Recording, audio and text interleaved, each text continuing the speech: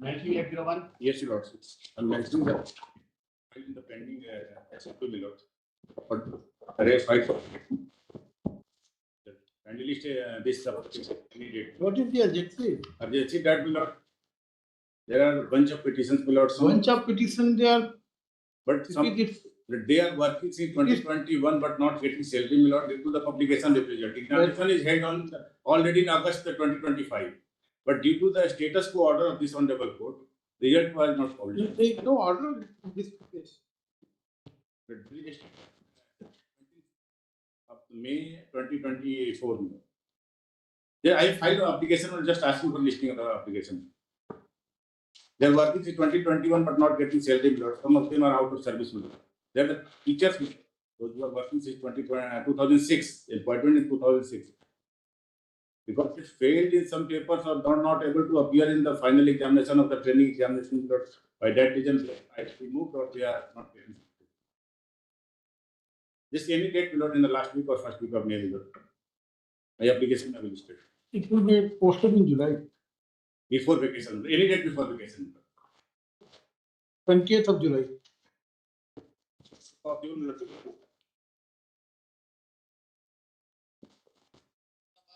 May I make an unlisted mentioning, Your Honor? No.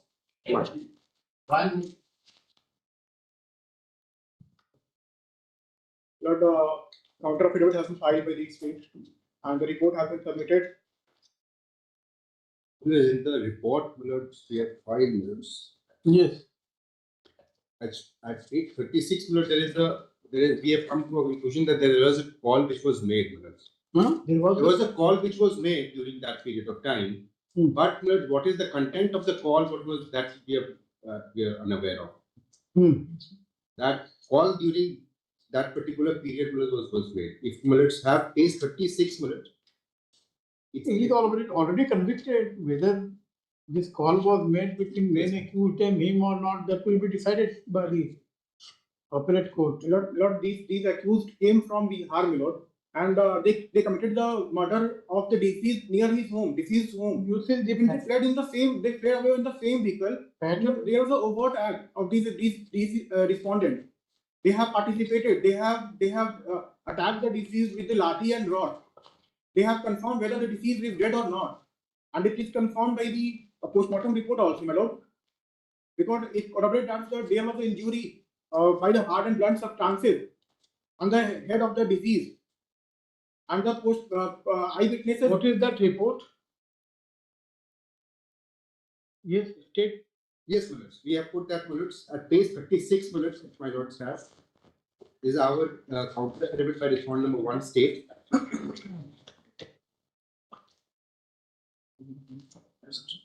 The page 36 starts minutes. And minutes, it somewhere in the middle minutes during the investigation when Rajveer Singh of the first party was contacted, he told that on 5/7/2025 at about 17:15, he received a threatening call on his mobile number such and such from mobile number such and such, in which Ranveer Singh, son of the resident of Minutes, threatened him. On being questioned about the recording related to the incident, he said that he does not have any recording. During the questioning, the applicant told that he has never met the person who gave the threat. Ranveer Singh, after he came out of the jail, nor has he ever received any other call before this call. In this regard, the second party mobile number such and such was contacted and questioned. During the interrogation, he stated that while he was in divisional jail, a WhatsApp message was received on his family mobile number and he was abused. To verify this, his son Ranveer called him on such and such minutes at no abuse or threat was exchanged between the two during this call. He stated that this 716 number is of this Ranveer Singh. Of his father. Mobile number 5716 of respondent number 2, my lord, his father, Narayan Singh. But the call was made by Ranveer Singh. Yes, my lord. Ranveer Singh. Yes, my lord. He identified himself as Ranveer Singh.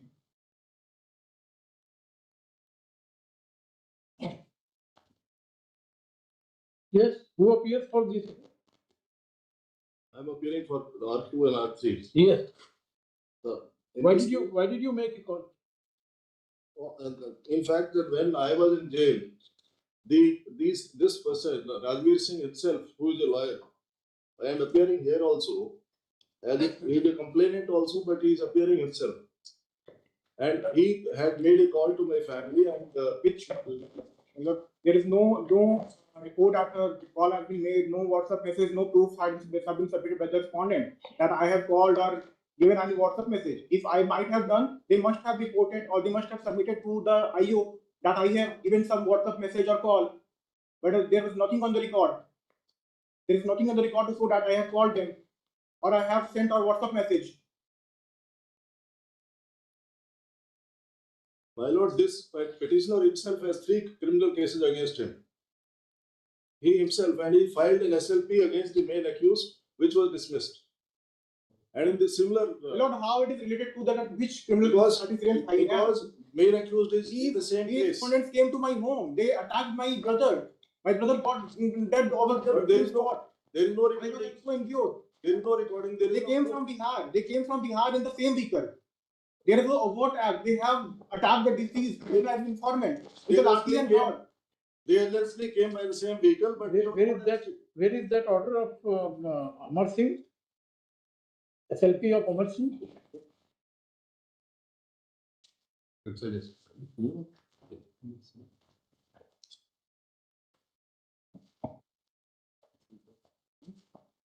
Have you filed it?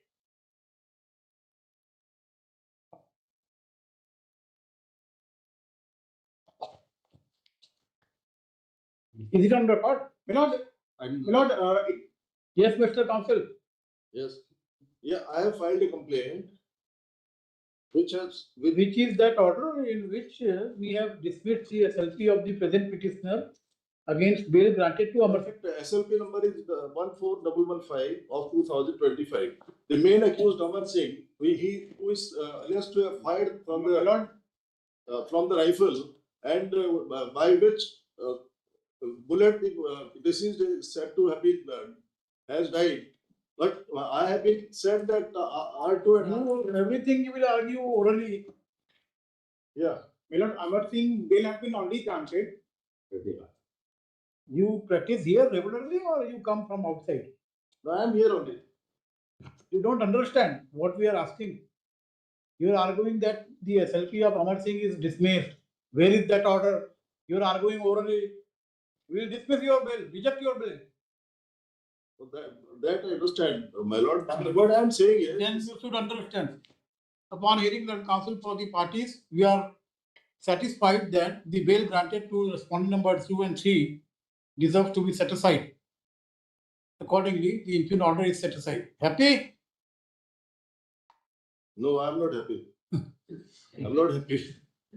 Because But we are also not happy. so in the High Court, it is all these aspects have been considered. That is why the bail has been granted. Where is that order? That is what we are asking. We'll seize this. High Court order. We'll seize your iPad. But it is the. What is this?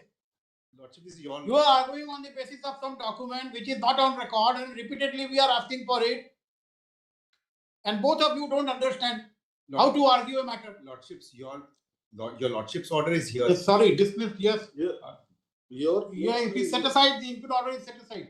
It is also brought to our notice that the respondent number 2 and 3, who are father and son, they can account who is father, who is son.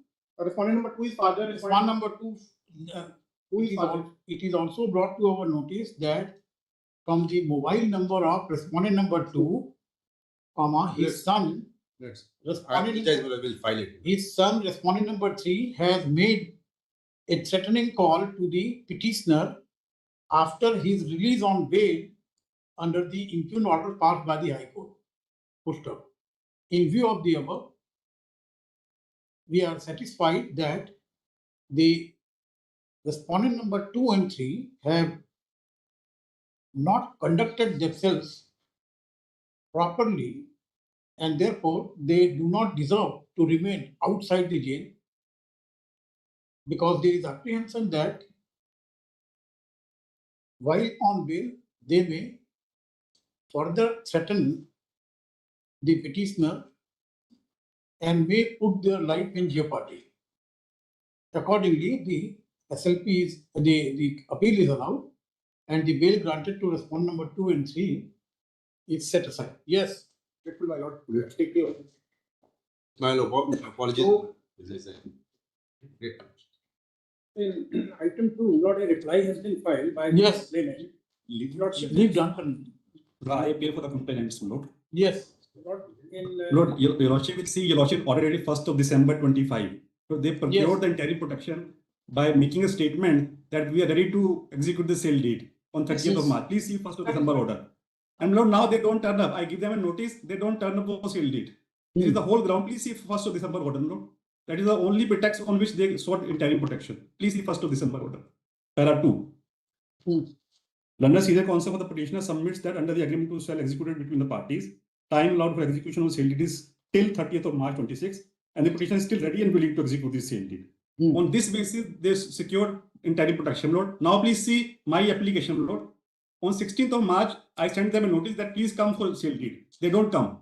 I kept waiting from 9 in the morning till 5 in the evening. They do not come. Please see my IM note 123976. I think I have a right to open the argument first before the complaints here. Lord, we are still saying that as per the agreement, we are ready to execute. 1 week time. No, just one thing.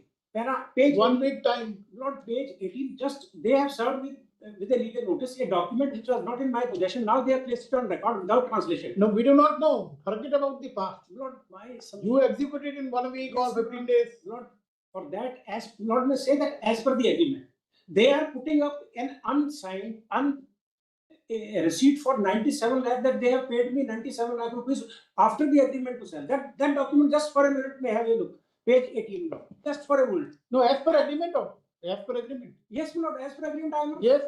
No, He is ready as per agreement. yes, let him say. Yes, Mister. This is over and above the agreement, 97 lakh in cash. Without my Lord, signature. He has signed. The receipts are there. He has signed those. Lord, this is what I want to show, page 18, Lord.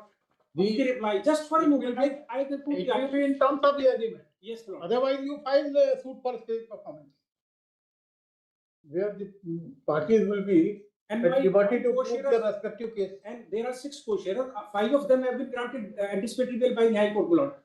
Considering this fact, Lordship, you just have page 18. How this fake receipt has been prepared. The Lord. dispute between the parties arise out of a sale agreement, which, according to the complainant, has not been honored by the petitioner accused. Full stop. Para.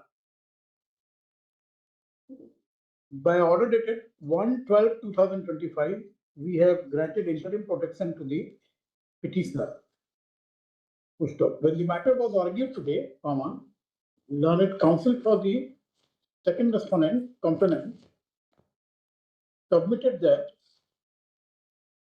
on 15th March 2026, he was present in the office of sub-registrar after informing the petitioner for execution of the sale deed. However, he did not appear before the office of registrar. Full stop. Countering this submission, the counsel for the petitioner submitted that the second respondent is demanding an amount more than.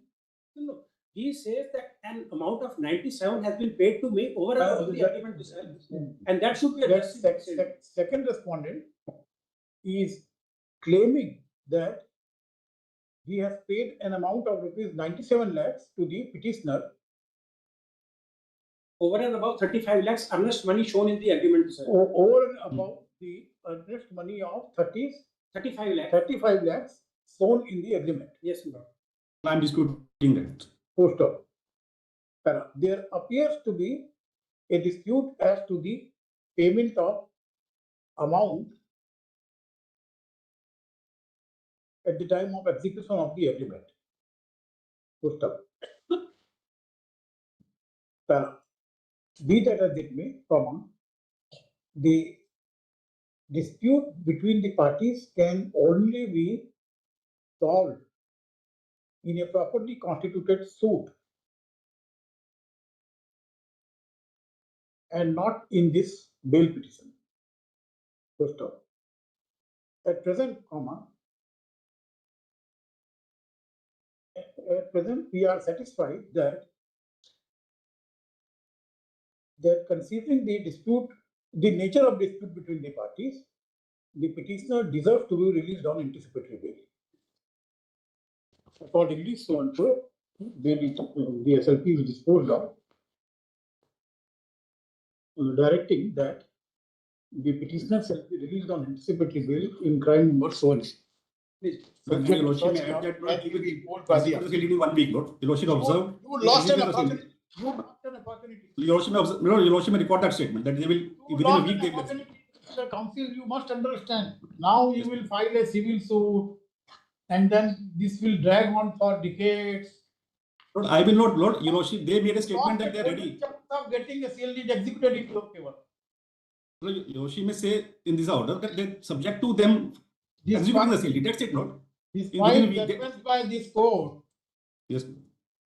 About this civil dispute, money transaction. I bow down, Lord. So Lord, please see their conduct, there is Lord. no multiplicity of litigation, and the parties resolve their dispute here itself.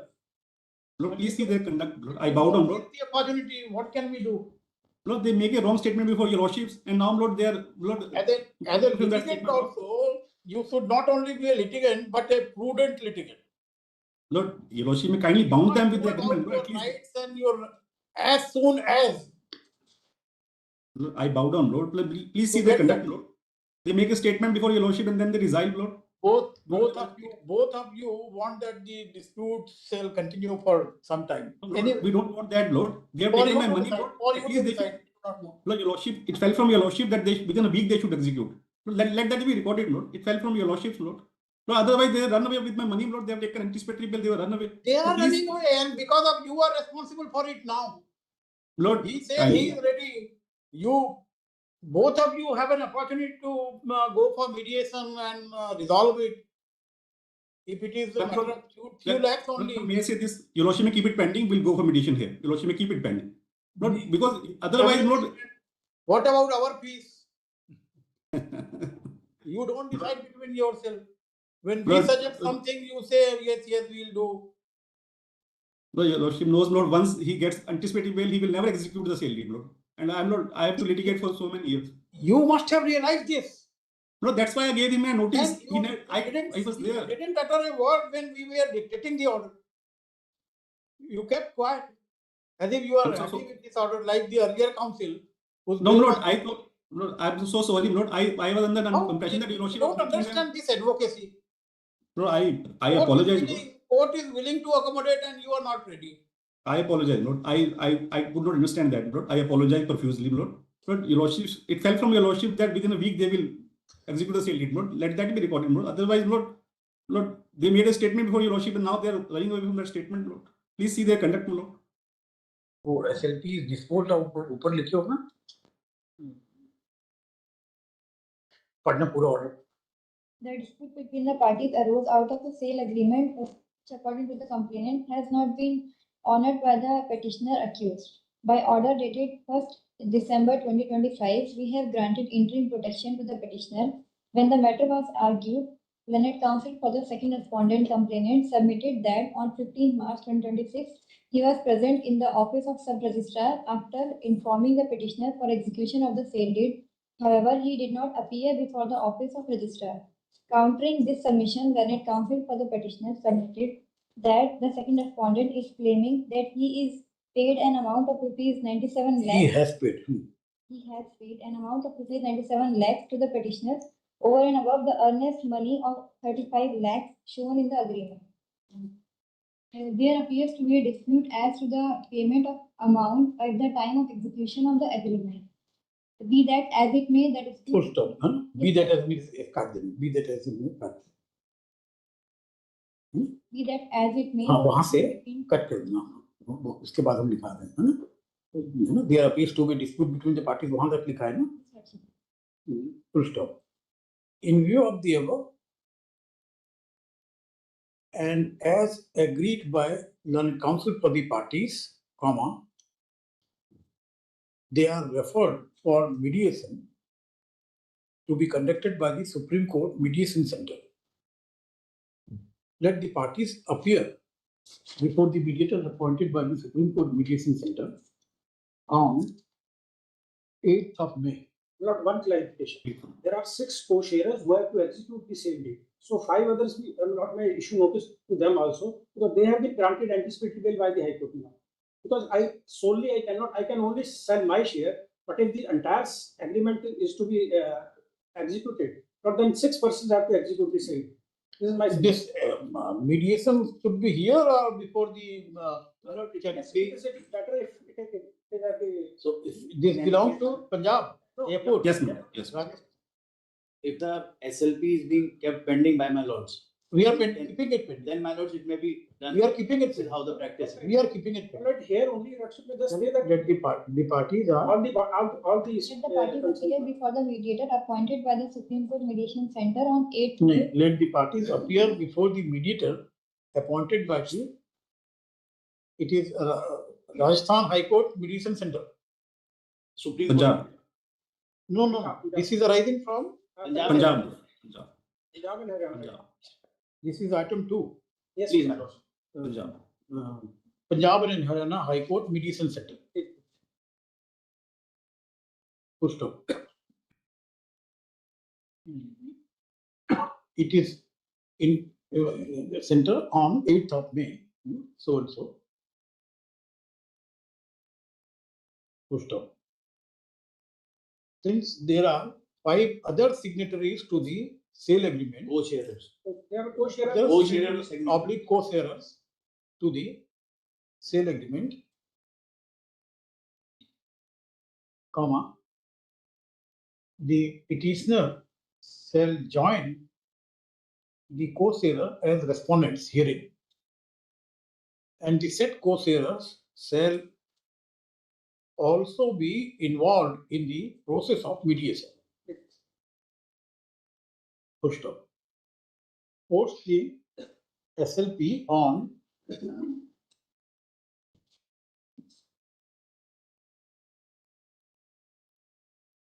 30th July for submission of mediator's report. No, interim to Highly grateful. Interim to continue. Grateful. Highly Yes. grateful. Lordship, at the time of filing the FIR, the charges against me were under section 137 of the BNSS and section 1112 of the POCSO Act. Now, prosecutrix in her statement under section 160 and 164.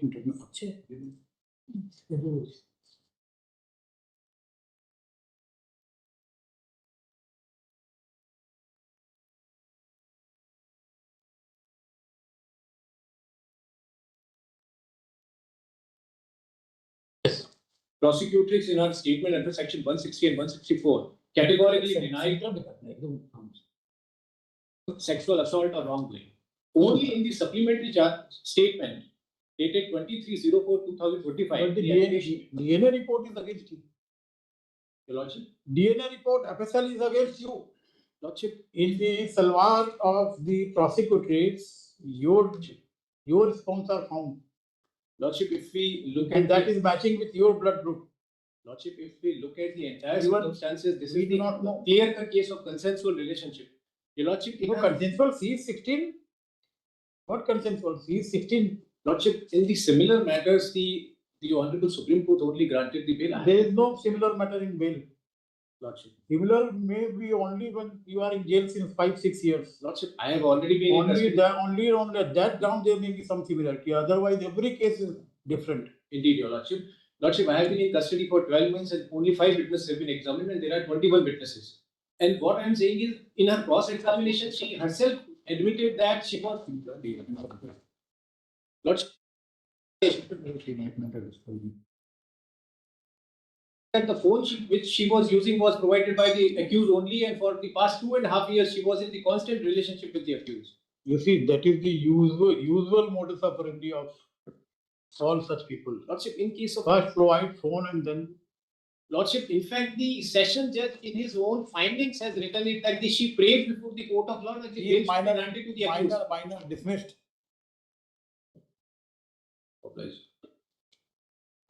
For The petitioner, mother-in-law, I have wait, to file my counter affidavit. 1 week for counter. Allow me to join the investigation. I am appearing on behalf of complainant in this case, my lord. Let the complainant be included as a party, my lord. Let complainant be included as party respondent. My lord, allow me to join the investigation. Complainant. No, complainant may also file counter before the next date of hearing. Great, lord. Say 2 weeks, post after 2 weeks, not 1 week. Why have you not joined? My lord, because there is no order, my lord. Only arrest has been stayed. Then we will withdraw your interim bill. My lord, If you need our order to join investigation, that I'm seeking unconditional apology, my lord. an accused seeking a direction to allow him to participate. You should participate. You go. I will, my lord. Tomorrow, Call him My lords, will and interrogate. please. or my lords will fix any date, my lords, after a day or two, or he will appear before the IU. Yes.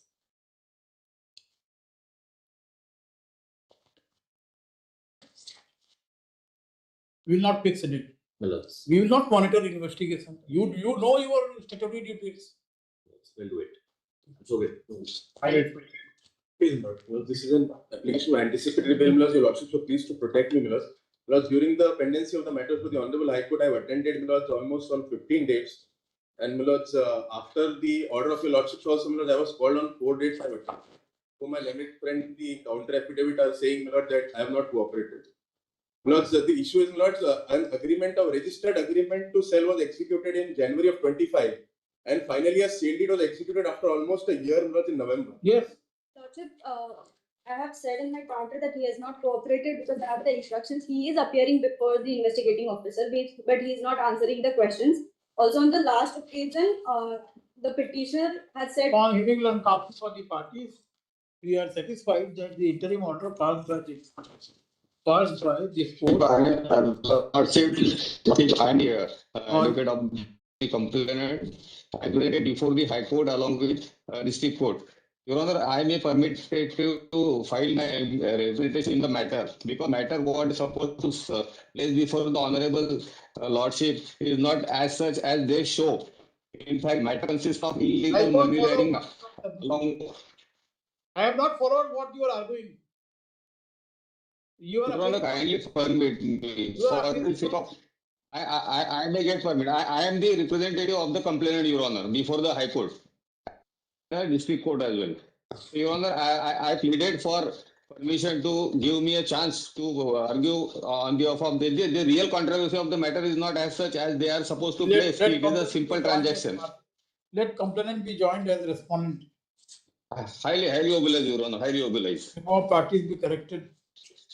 Complainant may file his counter affidavit before the next date of hearing, post on 14th May, interim to continue.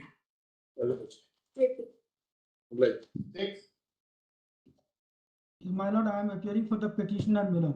Yeah, I am appearing for the petitioner. I filed an application seeking permission, my lord. At this stage, my lord, may I submit that I am praying for the issuance of a notice for the limited purpose of the mediation, because reason being, my lord, I am told by the girl that both are willing to marry for XYZ consideration. That is not happening. Panchayat was also held, my lord.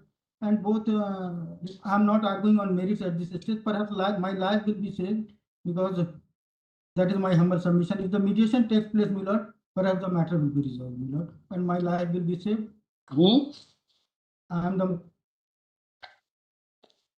because I had no opportunity to tell anything either before the session court or before the High Court. This is first time I am before my lord.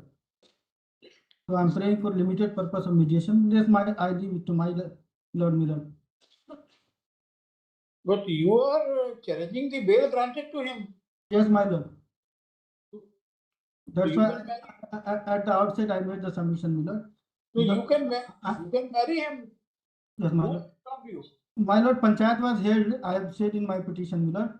And in fact, they were about to marry, but for the consideration, my lord is aware in the village, my lord, that did not take place, my lord. So unless until the boy come before your lordship or before the mediation cell, so I am helpless. And first time I am before any court, my lord. You want our cell to marry? No, my lord. I am saying only let the matter be referred for the mediation, my lord. And for that purpose, I am requesting my lord to issuance of notice.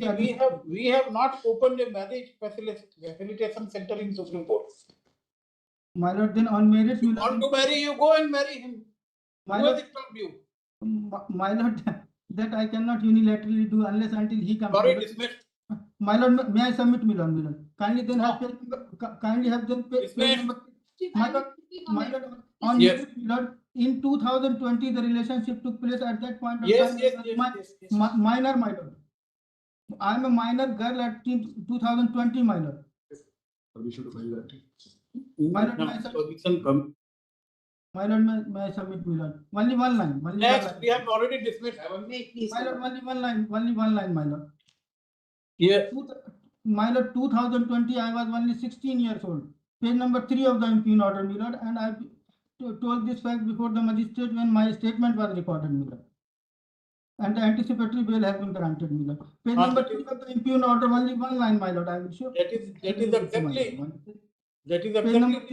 why anticipatory bail granted should not be confirmed. Yes, next. The Union has challenged the order granting bail only on the reason that it is not only under section 67, which the Honorable High Court is saying, but it is a prima facie case also. Now let's kindly see page 89 in our complaint, where this respondent has stayed with these accused in the hotel. We are saying it is an overall conspiracy, drug trafficking case, and she is the main conspirator. She's just been inside 7 months, and on them after from those 7 months, 3 months on medical bail. Only the custody period is 4 months, and she's the main conspirator. Just see page 89 of prima facie case. Let's kindly have, if I may just read. Delay. That of course you are so serious about it. We have to come at the earliest, my lords. I bow down. You should come always. See 52 days, not a delay of few weeks. I bow down, my lords. See 52 days delay. And you are arguing so seriously. My lords, NDPS cases. Why your officers are not so serious when the bail is granted? It's 3.5 kg heroin, my lords. See. You want any further comment on your officers? No, my lords. It's a delay. I bow down, my lords. Not delay.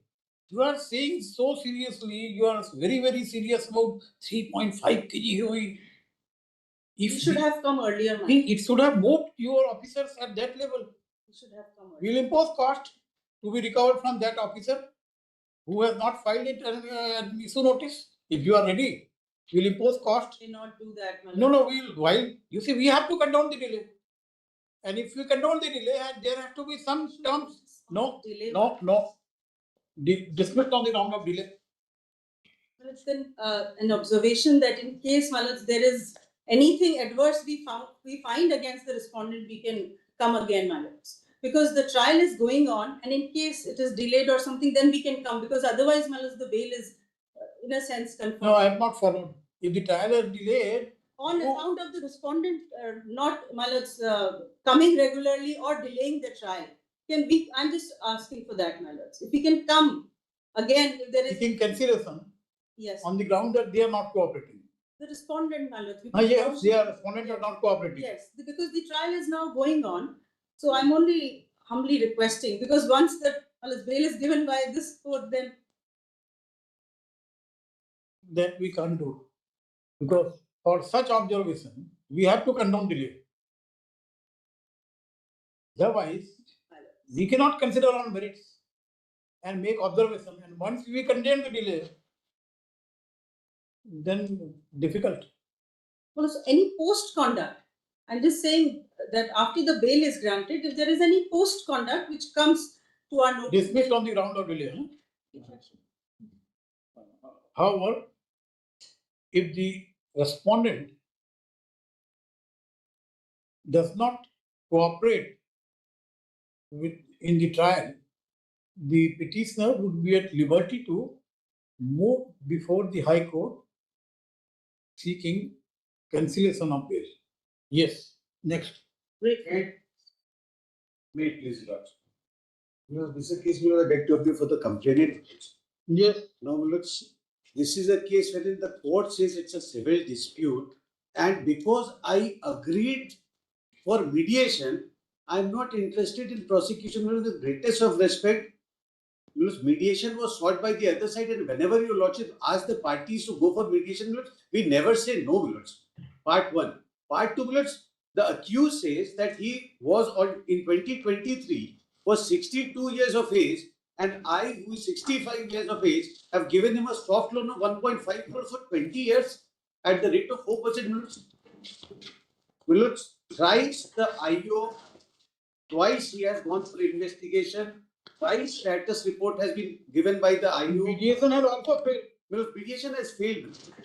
Court says, court is taking a contrary. You're saying, why did you go for mediation?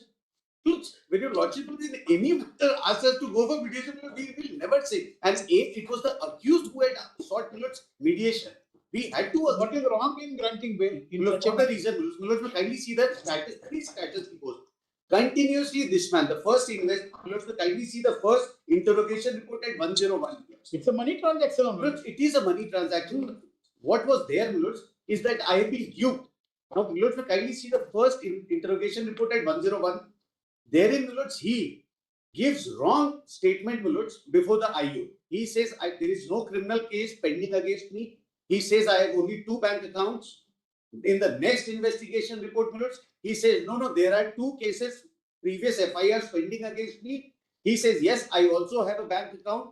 He files a document, wherein the IO has given a report that a notarized document has been the total amount from me 1.5 crores admittedly, and he says, I at 65 will give him for 20 years. I will not see the day after 20 years. 20 years? Yes, he says so. That the complainant, gave him the money because he is my niece's father-in-law. That is my Sala's son.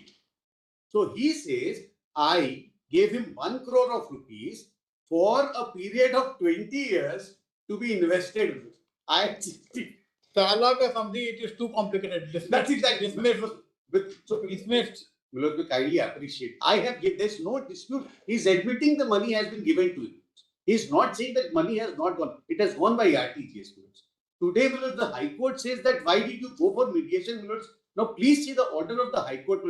The complaint. Sala ka samdi, and you are not able to mediate and take it. He is not coming. In fact, his son has lodged an FIR against him. He is saying things against his son also. Please see the order of the High Court. His son means your Sala. Sala's damad. Sala, they're complicated. No, that's the problem. Kindly see the order of the High Court for a minute. What have I done? What's wrong in what I have done? Page 220.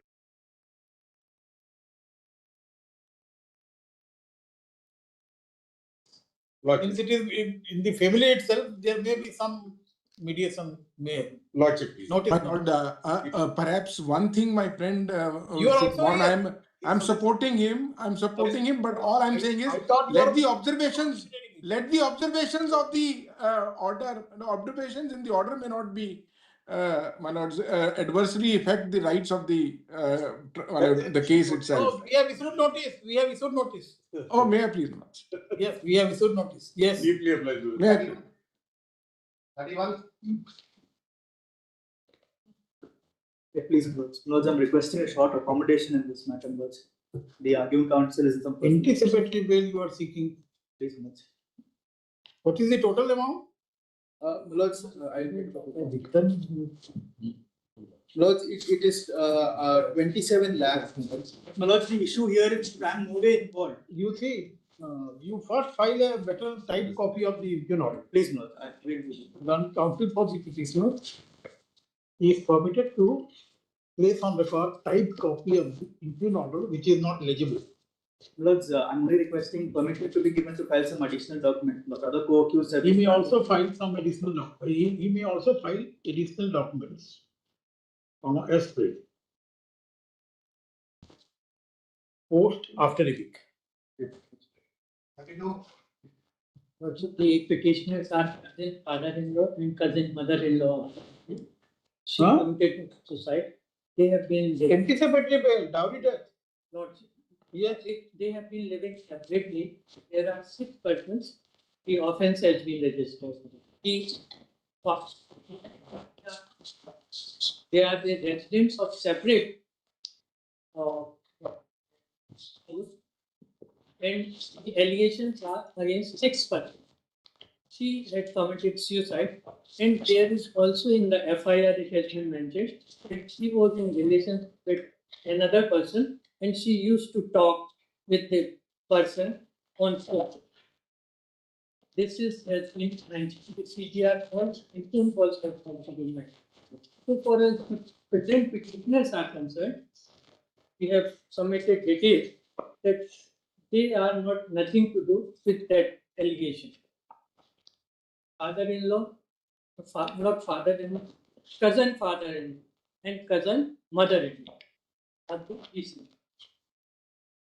The High Court has only dismissed the application because earlier application was dismissed as good cause.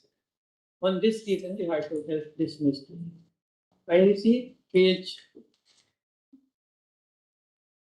29. We have submitted the detailed documents that these persons have been living separately. There was partition in the family. No, the deceased was living in which village? Deceased was living in the same village, but they have been living, the house is different.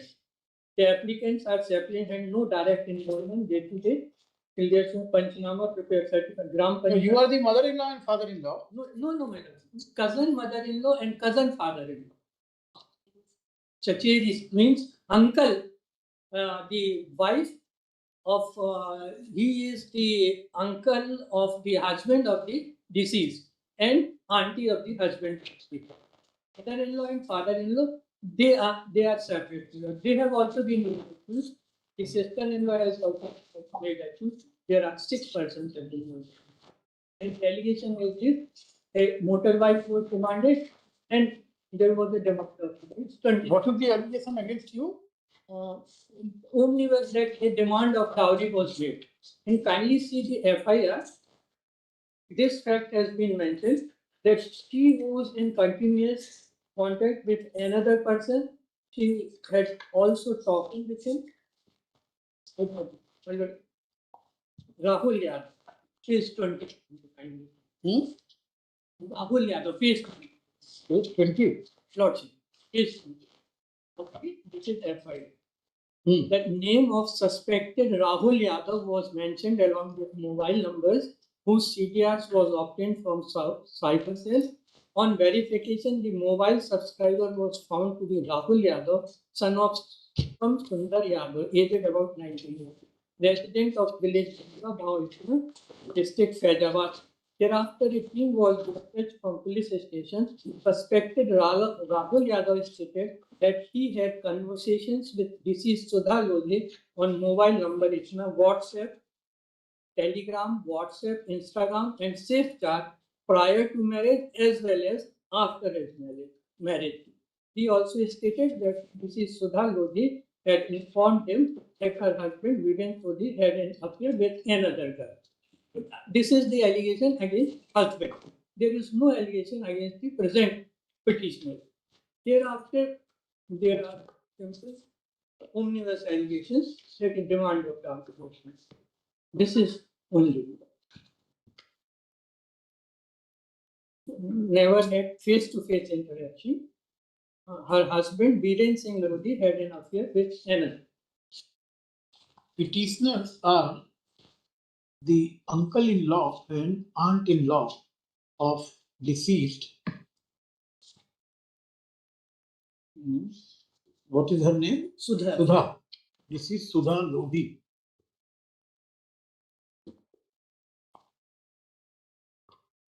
Who committed suicide on 20th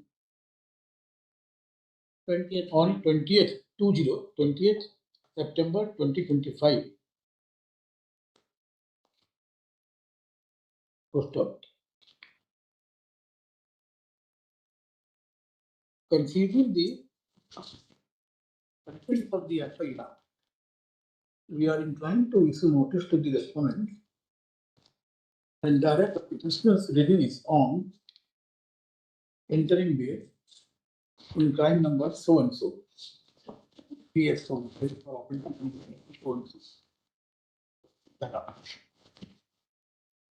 We are considering so and so, we are inclined to issue notice. We can need it. Yes, Worship.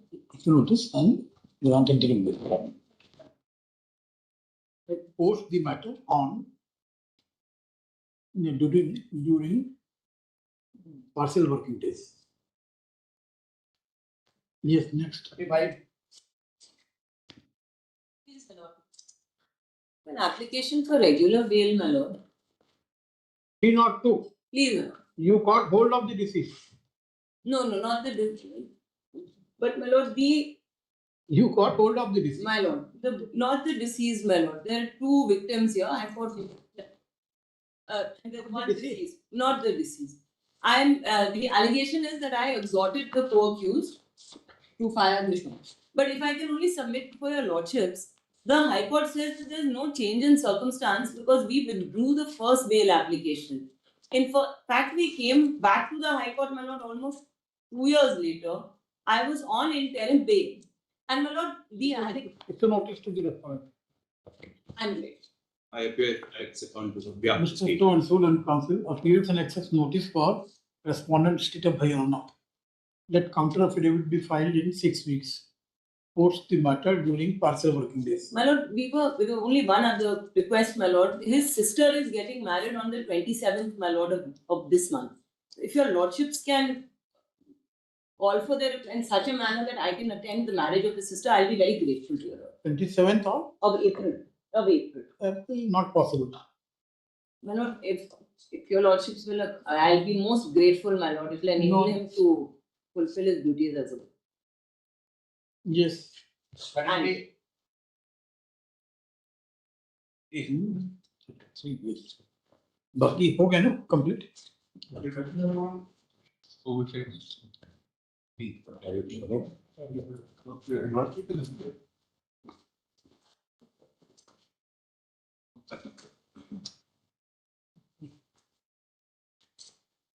So I'll straight come to the point. The objection on maintainability of Article 32 can never be tested as an abstract proposition of law. Maintainability of any proceedings necessarily depend upon the facts of each case. In some cases, it may be maintainable, in some, it may not be maintainable.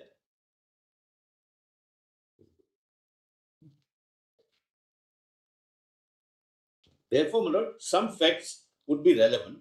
But please come to Writ Petition 16 of 2026. My lords, again, with great respect, I'm an officer of the court, and the highest regard for your lordships. We are on maintainability. And all submissions advanced by respondents' counsels have only been on maintainability, not factual parameters. He's arguing on maintainability. I am arguing on maintainability, and but facts. I am my not lords. delivering. Please started on facts. I am not delivering a lecture on maintainability in general. My friend was using your lordship's proceedings as a social media weapon in a political campaign. My lords knows this.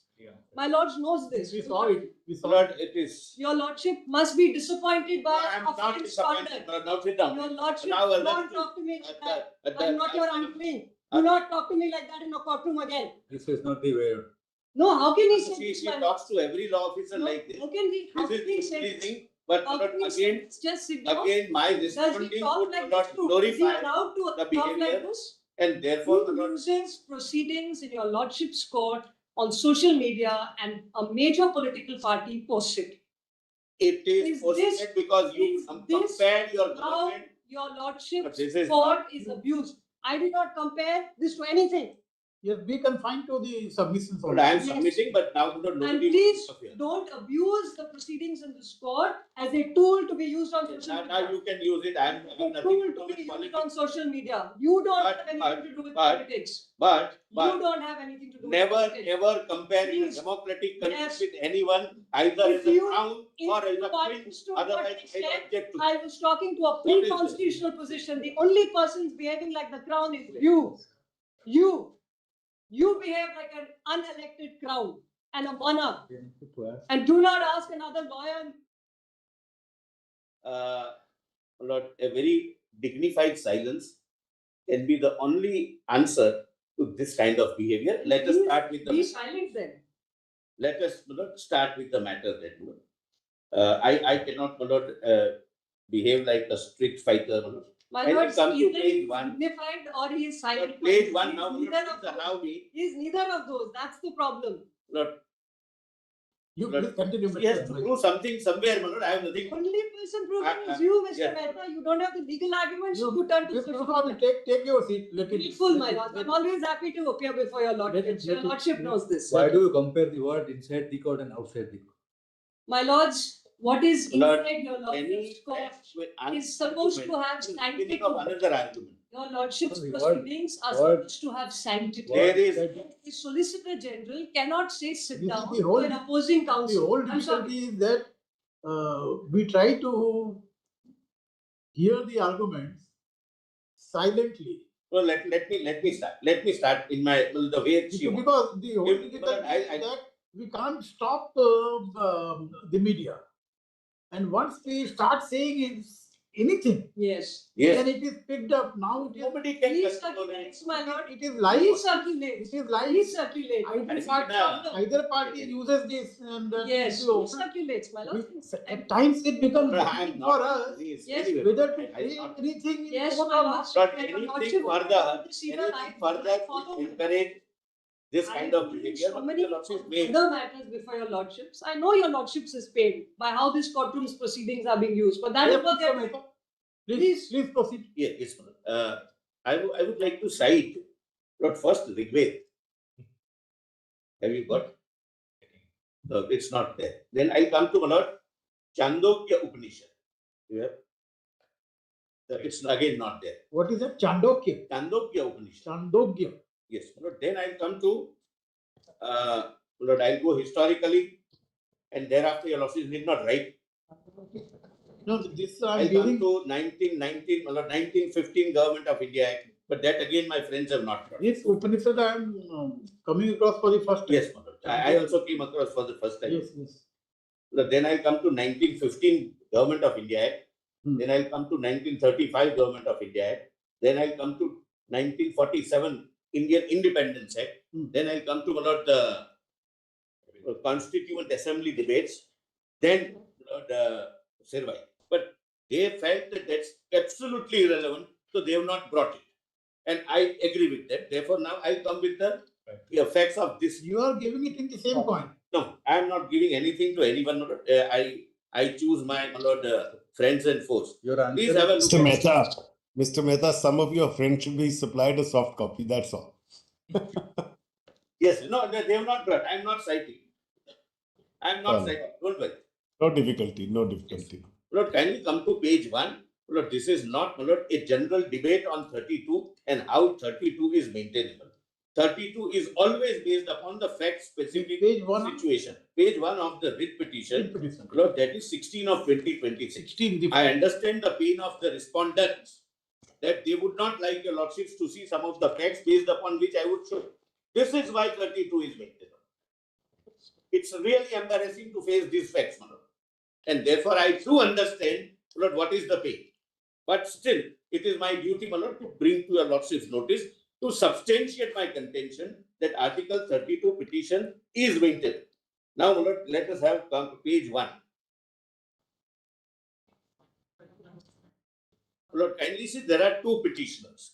Lord, everything was argued that ED is not a statutory body, ED is not a person, ED is not a citizen, ED is not this, ED is not that. Correct, my lord? Without being told that your lordships were never told that petitioner number 2 is my lord Robin Bansal, Deputy Director, HUV, my lord, that is Head Unit, Directorate of Enforcement, having office at so and so, so and so. Correct, my lord? Yes. Now, at this stage, my lord, please also have a look at the second petition, which Mr. Raju will be arguing, my lord. Second petition. And we will be confining to the facts of the case, my lord, not a general discussion, my lord, on the contours of Article 32. Whatever is relevant for the present case, I'll present it.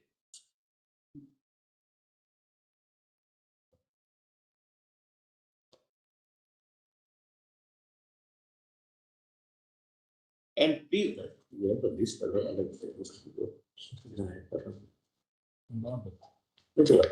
Lord, kindly just see the names and I'll connect, my lord, how their fundamental rights are violated and what are the averments made in the petition. The second one? Second. Nishant Kumar. Yes, that, my lord, the writ petition 17 of 2026. Yes. Nishant Kumar, son of Devi Ram so and so, working as Assistant Director, Directorate of Enforcement. Then Vikram Ehlam, please mark, I'm sorry, page 1. Vikram Ehlawat, son of Rampal Singh, aged so and so, currently working as Assistant Director. Then Prashant Chandalia, please, my lord, just bear, my lord, these names in mind. Something turns on that, my lord. They are before your lordship. He is Assistant Director, Directorate of Enforcement. Then, my lord, respondents are same. One is State of West Bengal. 2 is the Honorable Chief Minister. 3 is the Director General of Police, the then Director General of Police, but now he is member of Rajya Sabha. 4 is, my lord, the Police Commissioner.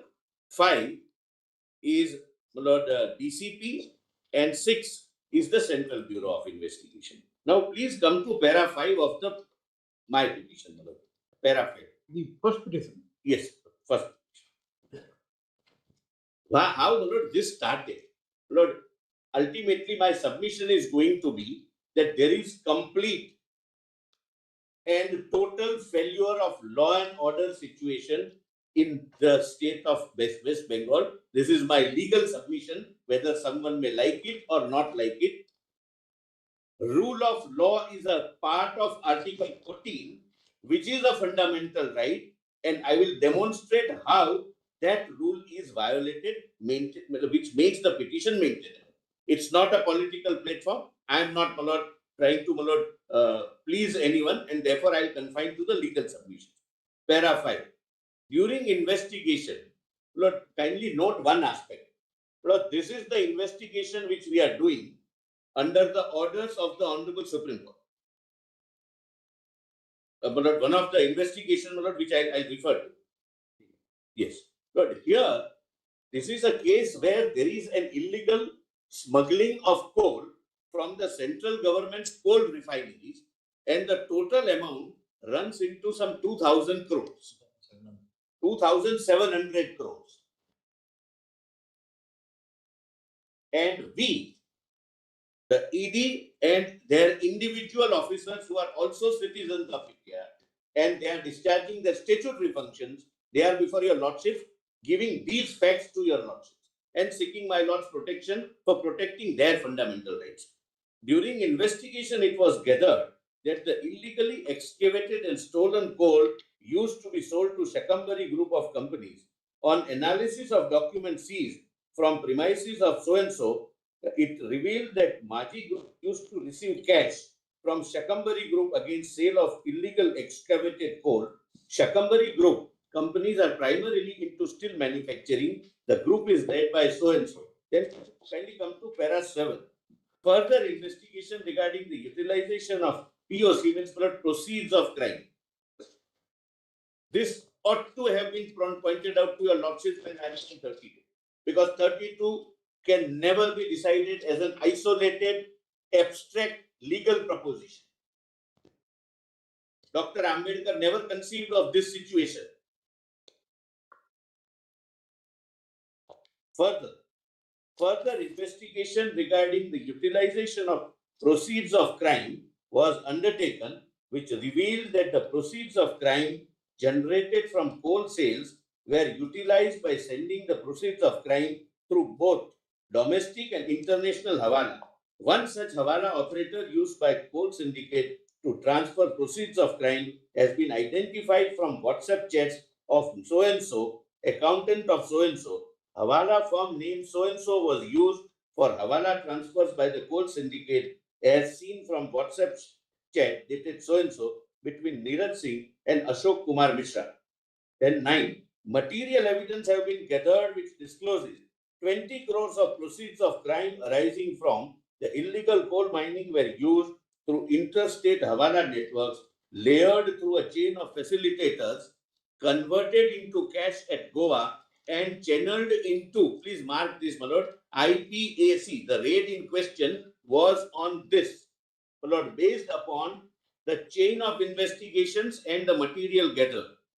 And IPAC, my lord, is operational framework by being handed over to persons executing the work. Now, my lord, may kindly closely read paratext. Thus, the such proceedings were started at 10 different premises situated in Delhi and Kolkata on 8/1/26. Out of the said 10 premises, one of the premises was the residence of Mr. Pratik Jain, situated at so-and-so Malik Bazar, Park Street area, Kolkata. Please mark this name, Sri Prashant Chandalia. My lord, he is petitioner number 3 in the second petition which Mr. Raju is, Lord, assisting your lordships with. Assistant Director was authorized by Sri Robin Bansal, my lord, petitioner number 2 in the present matter. Deputy Director with the authorization number dated so-and-so to carry out search and seizure proceedings at the said residential premises of Mr. Pratik Jain. My lord, we have placed on record the authorization letter. They were not Tom, Dick and Harry who entered, which required, my lord, the respondent number 2, the Honorable Chief Minister, to barge in and, my lord, collect the evidence which I'll show and my lord, snatch the evidence which I'll show. Then 11.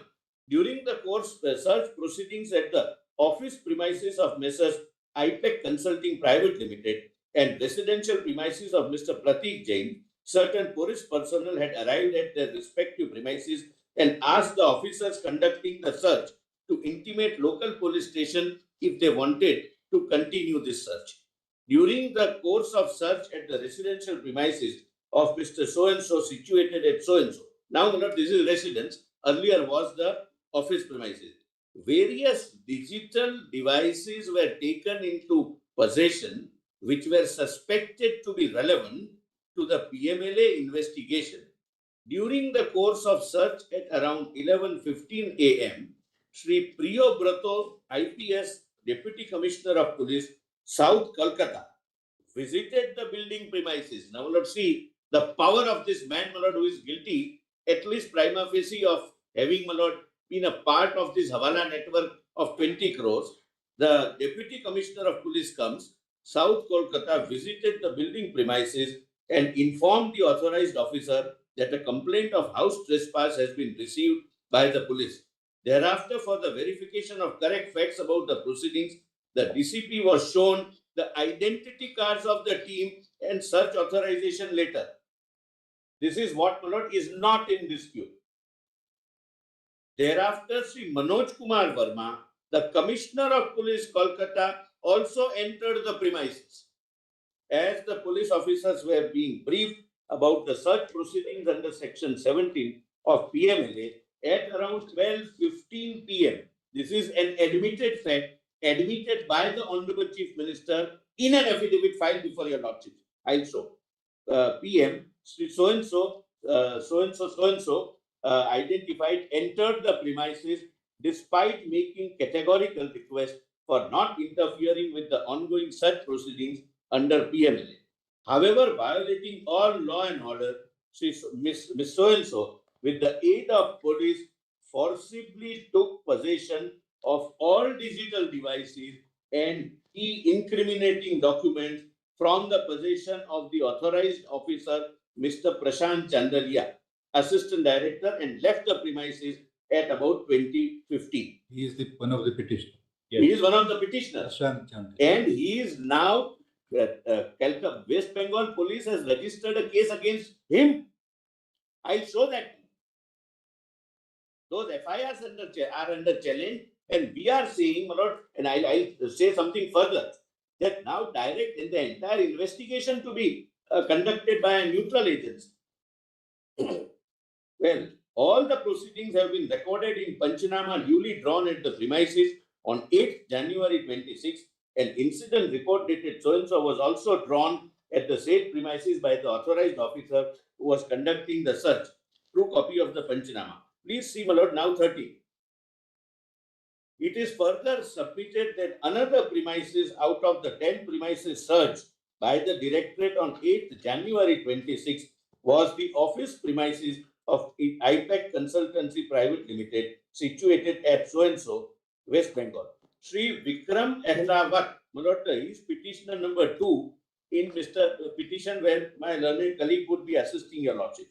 Assistant Director was authorized by Sri Robin Bansal, Deputy Director, petitioner number 2, my lord, of this petition, with the authorization number so-and-so, dated so-and-so, to carry out search and seizure proceedings at the said office premises of Messrs. IPAC under section 17, and proceedings of the said search and seizure operation were recorded in Panchanama dated so-and-so drawn at the above mentioned office premises of Messrs. IPAC. However, the officers of Enforcement Directorate were not allowed to perform their lawful duties and were obstructed to carry out the same. Hence, an incident report dated so-and-so is drawn. Now, my lord, what is that incident report? Please come to page 79. Page 79, my lord, contemporaneous report. It starts at page 77 in presence of independent panchayat. And my lord, I'll just read the relevant part at page 79.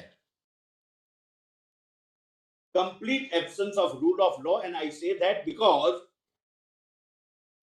rule of law is a part of Article 14. Article 14 is a fundamental right, and I can maintain a 32 petition. Meanwhile, during the search, the Honorable Chief Minister so-and-so, Miss so-and-so, Srimati so-and-so, along with West Bengal state authorities and several senior-most police officers entered the premises around 12:40 p.m. So 15 is at residence, 12:50, the Honorable 40, the Honorable CM comes at the residence office premises. During the search proceeding, this you are reading 79. 70. I'll read below the third unnumbered paragraph. Yes. 12:10, the Honorable Chief Minister left the residence. 12:15, I'm sorry. And at 12:40, Lord, she, along with about 100 police officials, DG, and I'll show Lord, the DG was there, police commissioner was there, several DCPs were there. They come Lord, now to the office premises. Meanwhile, during the search, the Honorable Chief so-and-so, along with West Bengal state authorities and several senior-most police officers, entered the premises around 12:40 p.m. During the search proceedings, the aforementioned state authorities, police officers took away the documents collected and indexed by the ED officers. Moreover, the backup of the computer system and email Ishant Taneja and so-and-so of Ishant Taneja was also stopped midway, and the state security officers took away the said computer system of Sri Ishant Taneja. The storage device of the security cameras installed in the premises was also taken in possession by the state security police officers. The state security police officers also took away mobile phones of employees of IPAC. Please see. The person who was under investigation, who was being raided, and who was a part of the criminal syndicate, according to our investigation, is being protected at that level in this manner. IPAC Consultancy Private Limited present at the premises. Now, my lord, coming back to para 9, page 9, sorry, para 4.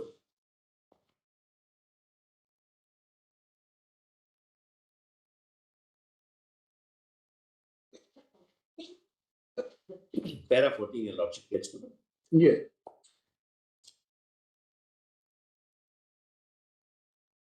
It has also come to the knowledge of the petitioner herein that several FIRs have been registered in a malicious manner, targeting officers of the Directorate of Enforcement only for carrying out their official functions under the PMLA and to criminally intimidate them. Some of these FIRs that the petitioners are presently aware of are as under. We were not having copies, my lord, of these FIRs, which we got subsequently, and we have filed, my lord, by way of additional documents the moment we get. Your lordship right now need not go into.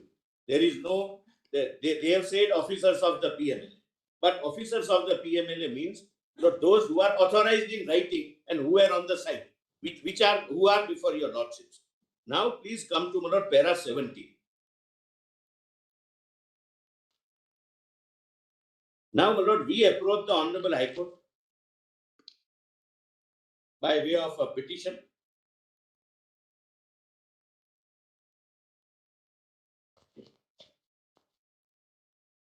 Page 11, para 70. Yes. Before the matter could be taken up, an entire crowd and ruckus was orchestrated inside the court through a WhatsApp group by supporters and sympathizers of ruling party in West Bengal, whose chief minister had earlier obstructed free and fair investigation by ED in the offense of money laundering and has forcibly taken possession of digital devices and incriminating documents from the search premises, compelling the ED to approach the Honorable High Court by way of present writ petition. My lord, thereafter, the true copy of the screenshot showing that the ruckus was orchestrated inside the court through a WhatsApp group is annexed herewith. My lord, WhatsApp group of the party in power. And therefore, the court passes the order which is on next page, page 12. This is what the Honorable Learned Single Judge says. The matter is taken up, my lord, in the quoted part, my lord Justice Anjaria. The matter is taken up for consideration. At this juncture, a huge number of learned advocates as well as other persons enter the courtroom and create enormous disturbance and commotion. Several requests made by the court to maintain the decorum and dignity of the court, so that this is not my submission or my assertion. The Honorable Judge records it. The environment in the courtroom is not conducive to commence or continue with. How do you correlate to this maintainability? One of their ground is that go there. One of their ground is go to the alternate. And I do not wish to, my lord, I do not like to create an unpleasant situation. On the next day, there was a hearing. The Chief Justice of India had to pass some orders. The Chief Justice of the High Court had to pass some orders where, my lord, some derogatory words were used against my learned friend and made viral. But, my lord, we are immune from that. Law officers are supposed to be immune, and any response from us signifies something, my lord, which is abhorrent. I leave it at that. Now, kindly come to, my lord, page 15.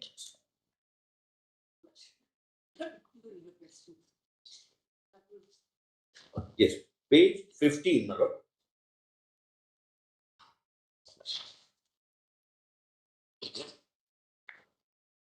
You just read para 18. Yeah, yes.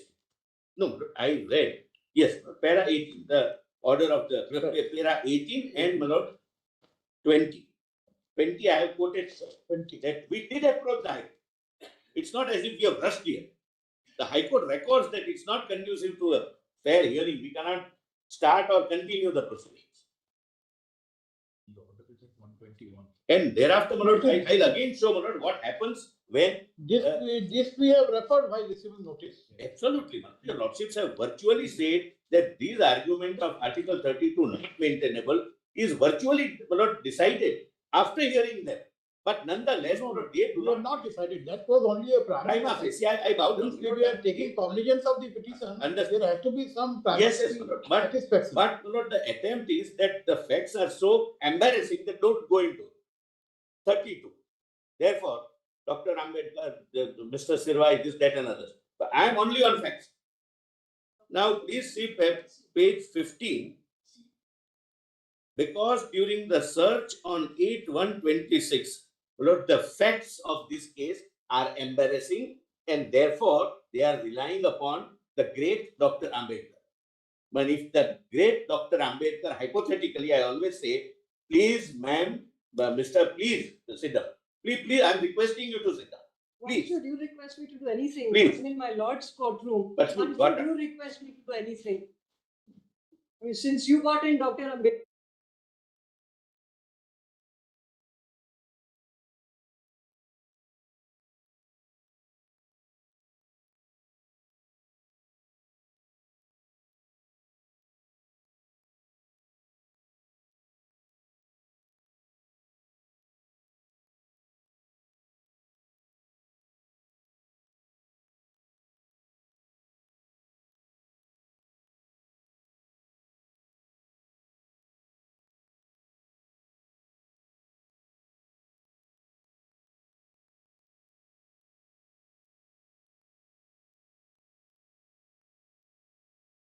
My God. 119. Before I come to about page 15.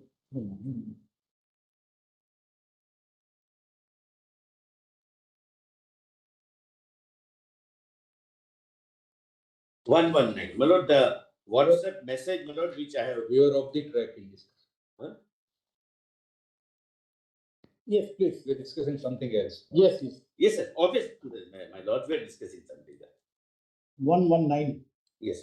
Legal minds. Yes. Lord, I am in position of a Lord Mahabharata scene. 119, Lord. Please have a notice. Today, 9/1/26, court number 5, item number 10. Come everyone. Lord, he is, my lord, so and so, convener High Court, my lord, of that particular political party. Gathering today at 1 p.m.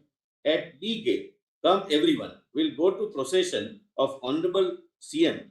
Bus and vehicles are arranged. Read it with the order of the learned single judge that not only lawyers, others have also come, and it has become completely impossible to conduct the proceedings. No, this is inviting for this procession of CM or in the court? No, both. In the morning, come to the court, and 1 o'clock, buses are arranged. We will have to go to CM's rally. That's the. Lord, it is two parts, para 1, para 2. He is, my lord, the lawyer and politician both. So he is discharging both the functions, and when we do that, my lord, difficulty arises. Now, page 50.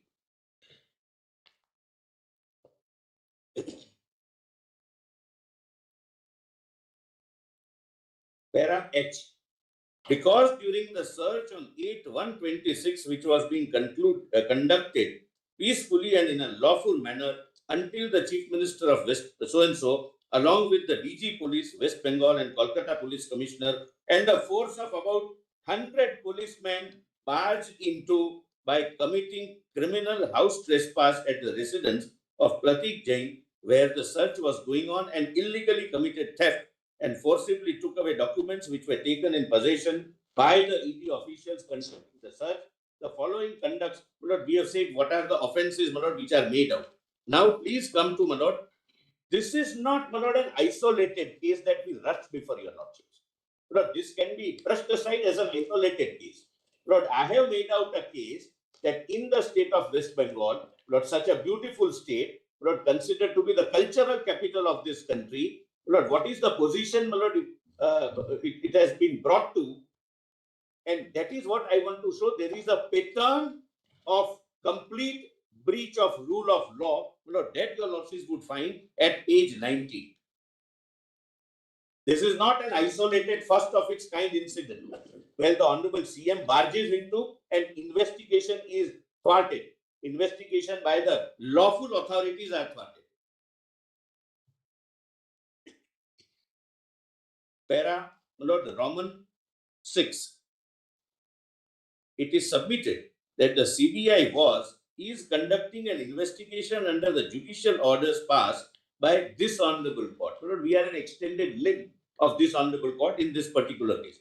In pursuance to the said, I am talking about now CBI, what they faced. In pursuance to the said investigation, the team of CBI officials, my lord Justice Anjaria, page 90. page 19, Roman 6. Roman 6. Just to show that this is a pattern. Yes. And therefore, I have made averments that please take cognizance. This is some other investigation. Investigation. Not Yes, this some other investigation by the CBI. But modus operandi same, individuals involved same, and the pattern is same. To show that present incident is not a standalone isolated case. It is a pattern. The rule of law is the rule. Absence of rule of law is the rule. Lord, page 19, first sentence. The present incident for which prayer is made for registration of FIR and investigation by CBI is not a solitary incident of such nature wherein the respondent number 2, Lord, the Honorable Chief Minister, has misused the state machinery to criminally intimidate officers investigating serious offences against her or her party members. It is submitted that it is a matter of record of the court proceedings that the respondent number 2, the Honorable Chief Minister, has made a pattern to take law into her hands and misuse the state police wherever, whenever any crime is investigated which is not of her liking. Then, my Lord, next para. It is submitted that CBI was and is conducting an investigation under the judicial orders passed by this Honorable Court. In pursuance to the said investigation, the team of CBI officials wanted to visit the then police commissioner. Lord, the then police commissioner in the present case was the Director General of Police. Was shockingly respondent number 2, that is the Honorable CM, came with a huge police force and sat down at the main gate of the residence of the police commissioner. The CBI officers were arrested by the local police and were taken to nearby police station and intimidated. It is again a matter of record that neither the police commissioner was permitted to be interrogated on that day, nor his premises was permitted to be searched. In yet another shocking incident, this is not a this is a pattern, not an isolated case. In yet another shocking incident, the respondent number 2, the Honorable Chief Minister, barged into the regional office of the CBI along with heavy police deployment and a large crowd which was constantly pelting stones at the office of the CBI office at Calcutta. Simultaneously, a large crowd, my Lord, I read the affidavit of the joint director. In that case, my Lord, what he faced in this case, my Lord, please have a look. Simultaneously, a large crowd was sent at the residence of the joint director CBI. The crowd gathered and started thumping the door and window violently to get it open. The joint director had to frantically make telephone calls to save himself and his family. It was only after the central forces reached to his rescue that he was rescued. Lord, at this stage, Lord, please have a look at his affidavit which was filed in different proceedings, but regarding this particular incident, my Lord. Please have a look at, my Lord, the affidavit, my Lord. My Lord, IA, my Lord, there is an additional document filed long back. IA, my Lord, 65087. And look at the agony he went through along with his family members. IA 6508 here. 6508.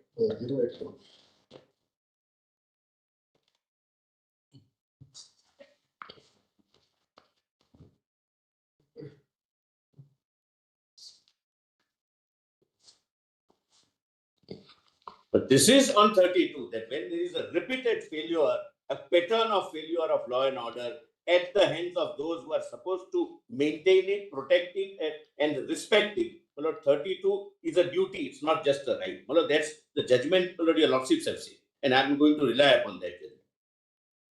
Lord, here, this is the incident where the CBI officers were arrested by the local police. They went to interrogate the police at Calcutta. Joint Director of CBI at Calcutta, page 97. Lord, one Partha Mukherjee, kindly Lord bear in mind, nothing turns on that, just to Lord. Page 97. Lord, this is an affidavit which starts at page 96. Affidavit of Pankaj Kumar Srivastav, Joint Director, Kolkata. in that case. My lord, I'm just showing, my lord, what is the level of, my lord, failure of rule of law. And rule of law is a part of Article 14. Para 3, my lord, at page 97. I state and submit that as soon as I was given the said information by Sri Partha Mukherjee, who is SPCBI stationed at Lord Calcutta, that our people are arrested and the crowd is coming to you with police force. I closed the doors and the curtains of my house. Your Lord, my Lord Justice Anjaria of my house. I state and submit that by the time we could close the doors and curtains, the police personnel of Calcutta Police had already reached my residence. I state and submit that the police personnel at first started banging at the main door of my house, and soon the sounds of their shouts of their wireless sets could be heard from outside my house. I state and submit that I immediately telephonically informed my seniors in CBI head office in New Delhi and requested them to contact the union government and ask the officials to urgently approach the Honorable Supreme Court, as I, along with my family, was in complete state of lockdown. I state and submit that due to the siege and lockdown of my house at the instance of Calcutta Police, I was unable to move out and check the security and safety of my officers and the offices of CBI. My wife and daughter were terrified with the menacing shouts of the police personnel outside. I state and submit that police personnel kept banging on the main door of my house and kept shouting from the outside the house. I state and submit that the said siege of my house under the aforementioned circumstances with clear intent to harass, intimidate, threaten me and to apprehend me continued on for more than 2.5 hours in total. I state and submit that in light of the above-mentioned facts, the assertion that the police personnel gathered around my house for security purpose is an attempt to obfuscate. Then, not para 4 is important. I state and submit that fearing the security and well-being of CBI officers and my family, I made attempts to contact the Chief Secretary of West Bengal, but could not reach him over the telephone. I state and submit that while the above-mentioned siege was going on, I received a few phone calls from journalists who informed me that they were not being allowed to come closer to my residence at Nizam Palace complex by the Kolkata police. I state and submit that I narrated the ongoing incidents to the media on the telephone, which was live telecast nationally. The joint director in siege talking to a journalist on phone and the media telecasting it. Narrated the ongoing incidents to the media on the telephone. I state and submit that my conversion with the social media personnel was purportedly telecast on national television. I confirmed the said fact after the incident was over. I state that it was only around 9 p.m., that is after the telephone call had been telecast nationally and the CRPF had reached the Nizam Palace complex, that the police personnel of Kolkata Police withdrew from the blatant siege of my house. My Lord, when your lordships are on this, please also see the affidavit, my lord, of the person who went for interrogation, my lord, that is Mr. Tathagat Vardhan, DYSP, which is at page 90. Now, what happened after this? This affidavit was filed in that? In some other proceedings, my lord. What happened? We wanted, my lord, the interrogation of the then police commissioner who became DG now, and now he's a member of parliament. We were permitted, my lord, to have his interrogation, but still, my lord, the whatever, my lord, what destruction had happened. Now, this reputation was also under 32. No, this was a petition filed by somebody wherein we were directed to investigate. We were respondents. We were directed to investigate. So we were directed, and therefore we were carrying out the directions of the court. This was in some contempt petition. Yes. So we filed a contempt petition. I'm just pointing this out that these are contemporaneous facts. And my lord, I'm not reading, my lord, but this police. This incident is contemporaneous of no, 2 years. 2019. 2019. 19. Not the visuals are. Stating submitted on second paragraph. Yes. Lord, visuals are shocking and embarrassing as citizens. when the Honorable Chief Minister thereafter sat on a dharna, the uniformed police officer sat with her on dharna. IPS officials. Lord, I have got the photograph. I leave it for your Lordship's consideration. I don't want to, my Lord, sensationalize. The photographs are on record, but they are black and white. My Lord, I have procured, my Lord, the colored photograph. Kindly, my Lord, see at your Lordship's leisure. This was the position. And, my Lord, it was being live telecast. I have heard it, that Joint Director is asking for help and nobody is going there. Ultimately, my Lord, the Home Secretary had to send, my Lord, the Central Police Force to rescue the family. This was the 2019 incident. Yes. My Lord, then there is another incident. Please come to page 20. Another incident. Yes. Page? Page 20 of the writ petition. Yes, yes. Para Roman 8, writ petition. Yes. In yet another case, another case, not this case which I narrated.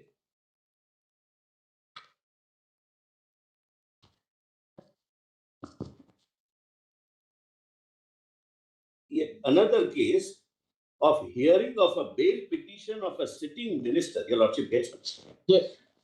In the cabinet of the Honorable Chief Minister, who was guilty of serious offences being investigated by the CBI under the orders of this court, the sitting CM with a crowd, it should be sitting law minister. It's a mistake. I appeared, I am aware. Kindly allow me to correct. It's not. CM went to the office. Law minister came to the court. Court, not only court room where the hearing was going on. Law minister with a crowd of about 5,000 people entered the court premises. The sitting chief minister and the crowd remained in the courtroom, again law minister, itself creating an intimidating atmosphere for the judge to decide impartially. These facts are also brought to the notice of Calcutta High Court, but nothing has happened so far. But the law minister was there to maintain law and order. My Lord, their stand is here, my Lord, when we asked that when the chief minister barged in the present case, what was DG and police commissioner doing? Their answer on affidavit is that she is a Z category protectee. So we were there to give her protection, as if the Director General of Police is a personal PSO of the chief minister and he is not supposed to do any policing work and be with the chief minister. I'll come to that. Then, my Lord, Roman 10. Such FIRs have manifold ulterior motives. The first is to intimidate the officers, to deter them from conducting any investigation in the present or in future. In the instant case, under the guise of FIR, please note this, in the instant case, now I'm coming back to the instant case, West Bengal police took away CCTV camera which has captured the unlawful activities of Honorable Chief Minister. When she entered, with whom she entered, how many police force was there? There were CCTV cameras. But they said they have registered cases against me, and as a part of that investigation, they removed the CCTV cameras and took it as, my Lord, case custody. This is also an offence of destroying the evidence under the garb of investigation. Now, your Lordships may kindly come to Lord para 21, page 21, para 21.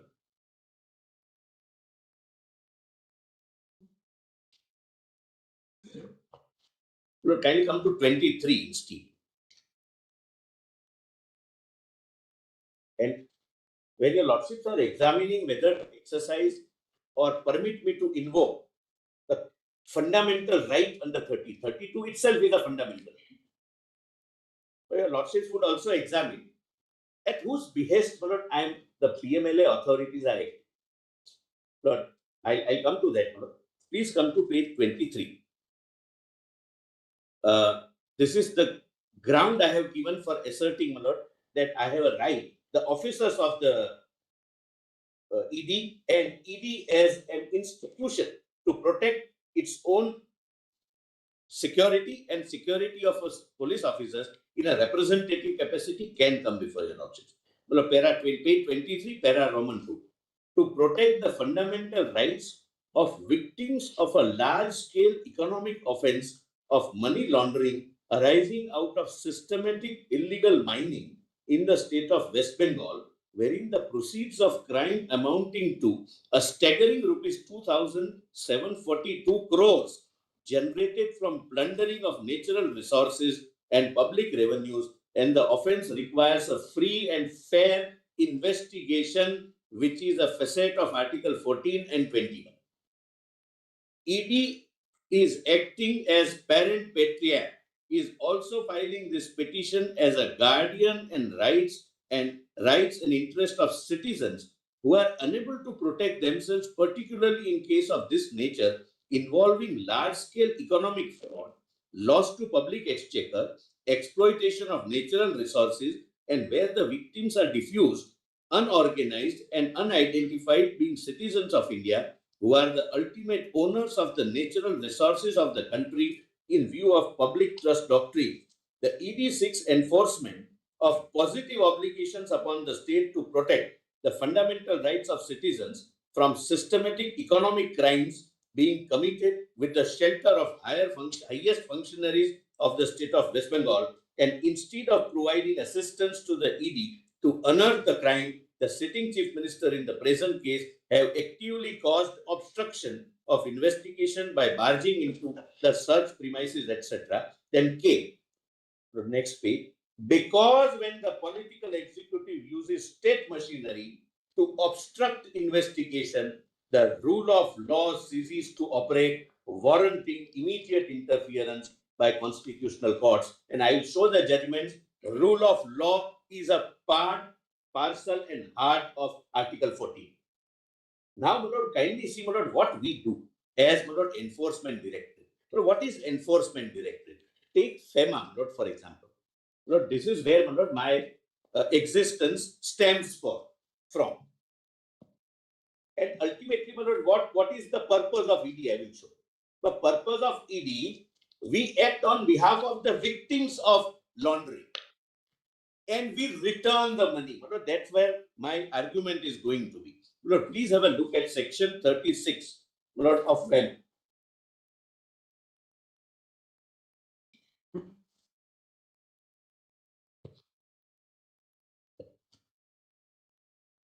Section 36 of Foreign Exchange Management Act. You know, ED is constituted under this. It is not my case that ED is an independent department or it is a juristic person, etc. That's not, I am not putting it that way. They created a ghost, and in all the arguments they try to kill that ghost. That's not my case at all. The central government shall establish a directorate of enforcement with a director and such other officers or class of officers as it thinks fit, who shall be called officers of enforcement for the purpose of this act. Without prejudice, your lordships are not concerned with the rest. Well, this is where the ED comes into the picture. Now, only for one section, please have a note PMLA. What is PMLA and what are we doing?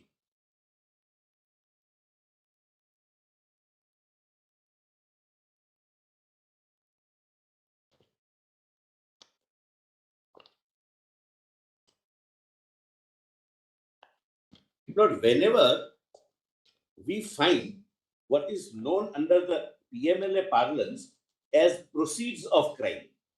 Lord, one, there has to be a crime. Crime in the present case is illegal excavation of coal from the government refinery. Coal is a natural resource and that is being sold, and the money generated is transferred to various persons through Hawala transaction. That's the crime. The proceeds of crime would be obviously not in terms of money. Lord, that money, when we recover, what we do? Lord, please come to section 8. And I represent these people. Section 8, subsection 8. Lord, we take the matter to the trial court. Lord, there is a first attachment. Your lordships need not go in detail into that. But once, Lord, proceeds of crime are found, there is an attachment. Attachment results into, after procedure, Lord, follows, confiscation. Thereafter, matter goes before the competent court. But what happens to the money, my lord, which we recovered? is 8. Where a property stands confiscated to the central government under subsection 5. I'm sorry, my lord, this is ANJARIA. Section 8, subsection. Lord, we attach the property, attach the money or property if it is converted, then it is confiscated to the central government. And thereafter, what happens, my lord, to that money? Where a property stands confiscated to the central government under subsection 5, the special court, in such manner as may be prescribed, may also direct the central government to restore such confiscated property or part thereof of a claimant with a legitimate interest in the property who may have suffered quantifiable loss as a result of offense of money laundering. Who are those in this case? That the court will decide. No, the court will decide. It is yet to be confiscated. No. It is yet to be confiscated. I'm on a slightly different point. Yes. But for example, in a banking fraud, we have, the ED has under section 8.8 distributed to the identifiable victims 37,000 crores. 37,000 crores are given back under 8.8 as identified by the competent court to the victims of the crime. When I am prevented from exercising my duty or exercising my power, the affected party is the victim. I am also, my lord, invoking your lordship 32 on their behalf. Who is the victim in this case? Lord, that belongs to the people. Lord, that the court will have to decide. It belongs to the Coal India Limited. Yes. It would be Coal India Limited itself is not a natural person. It would be, my lord, I'm not on that. I want to in a given case where the victims are public at large. Money has been collected from public and that is siphoned and some XYZ. Yes. So the ultimate victim is the public at large. But in this case, the victim is the Coal India Limited. Maybe the nation at large. The subsidiary. So nation is also not a natural person. I'm not colored on that. I'm saying that ultimately your lordships are protecting the victim of crime. Even if, my lord, we cannot identify the victim of crime, it will go in, my lord, the consolidated fund of India and will be used for the citizens of India. So this is not a case where the ED officials, my lord, per se, but before your lordship, but in that sense, every government organization, statutory body is established and is working to protect the rule of law. So then everybody can maintain a Article 32 petition. No, I am there for the citizen of India. Every law is made for the benefit of the lordships are citizen right. of No, India. that is one view. That is one view. I'm my lord, perfectly, my lord, in sync with what your lordships are respectfully. But I'm respectfully in view, my lord, with what your lordships are saying. But here, lord, I am the officer of the ED. We are the officers of the ED. We are harassed. We are facing criminal investigation. And now please come to, my lord, page 29. Look, these are the 4 FIRs registered against us. By whom? By West Bengal Police. West Bengal Police is under the Honorable Chief Minister, under the Director General of Police, under the Police Commissioner, all of whom are, my lord, as I have already shown, are part of, my lord, the offense of destruction of evidence, trespass, illegal trespass, not permitting official discharge of duties, etc. Now, though those people have filed case against me, and I'll show, my lord, what is my prayer. Now, my lord, also see ground, my lord, at page 32, ground JJ. This is again, my lord, very, very interesting. 32 is OO. Page 32. 32 is OO, my lord, 1. You said JJ. No, that's my mistake. My lord. JJ was earlier. I already read. Now, third incident, my lord, I am giving for complete breakdown of rule of law.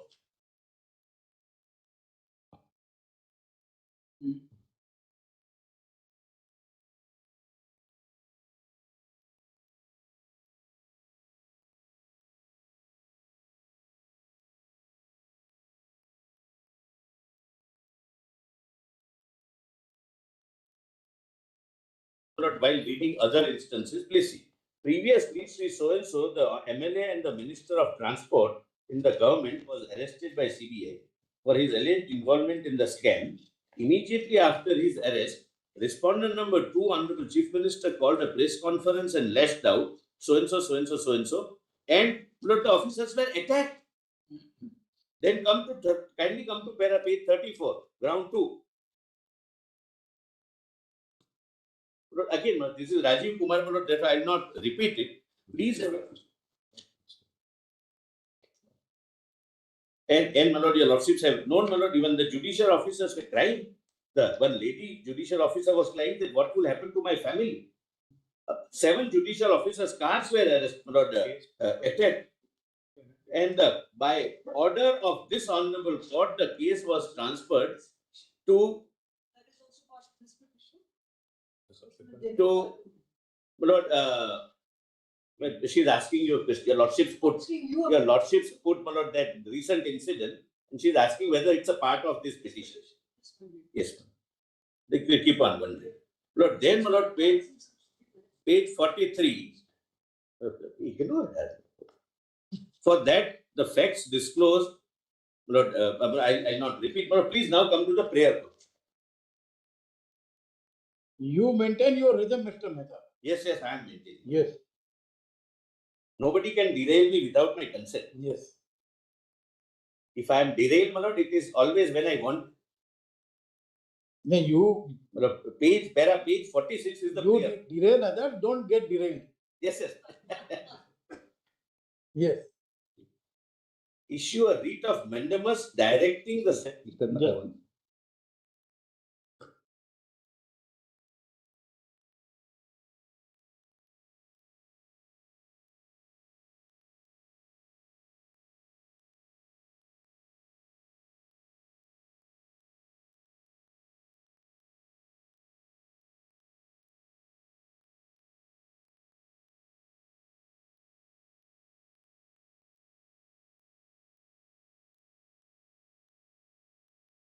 lordships have this scenario. There is a complaint by individual police officers as well as by the enforcement directorate in a representative capacity. Your lordships may even forget respondent petitioner number 2, one for the time being. The individuals are before your lordships. And the scenario is that I have given sufficient evidence to show that we are not permitted to discharge our obligation of investigation by interference by the highest political executive and supported by the DG, the police commissioner, DCP downwards, and that is the position. Now, these petitioners who are individuals, natural persons, discharging their official duties under the statute, are now facing FIRs. In that background, please look at the prayer. This Robin is also facing a FIR. Yes, I'll show about the FIR. They have not named. They have said those officers of ED. But Robin is the person who authorized the petitioners, other petitioners in the petition where Mr. Raju would be assisting. They are the authorized people. They were admittedly there for the purpose of conducting this search. They were the people who interacted with the Honorable Chief Minister. They were the people, named individuals who are petitioners, who said that you cannot take away this. This is custody. This is in our custody. This is the object of crime. And but for your lordship's protection, by now these officers would have been behind bars. CBI officers were taken to the police station. But our senior officials had to go to the police station and got them relieved. CBI officials were taken to the police station from the Commissioner of Police. I have made detailed averments from the house of the Commissioner of Police, where the Honorable CM goes, stages a dharna outside the gate, and our CBI officials are picked up by local police and taken to some Sarani police station. That's the position, and therefore this prayer, kindly have a look at the prayer now. Issue a writ of mandamus directing the Central Bureau of Investigation to register FIRs and investigate the entire incident in relation to the obstruction of ED's search conducted on 8th January 26 at both residential premises of one Mr. So-and-so as well as at the office of Messrs. IPAC Limited, described in detail herein above, including the role of the present respondents being so-and-so, so-and-so, and so-and-so. But I cannot go and file this FIR before the West Bengal Police, that investigator, Chief Minister, page 46. Okay, prayer. Prayer. I'm sorry, not prayer. I just read for your lordship's consideration. Issue a writ of mandamus directing the CBI to register FIRs and investigate the entire incident in relation to obstruction of ED's search conducted on 8th January 26 at both the residential premises of one so-and-so as well as at the office premises of IPAC, described in detail herein above, including the role of the present respondent number 2, so-and-so, so-and-so, so-and-so. Now, Lord, I am putting a question to myself, can I go and file an FIR there when I am myself facing an FIR that investigate the role of Chief Minister, the Director General of Police, the Commissioner of Police, the DCP of Police, and 100 policemen who escorted them? I cannot. They have already filed affidavits giving them the clean sheet. Some independent neutral agency under your lordship supervision will have to go into it. This is not, my lord, a fight between A versus B.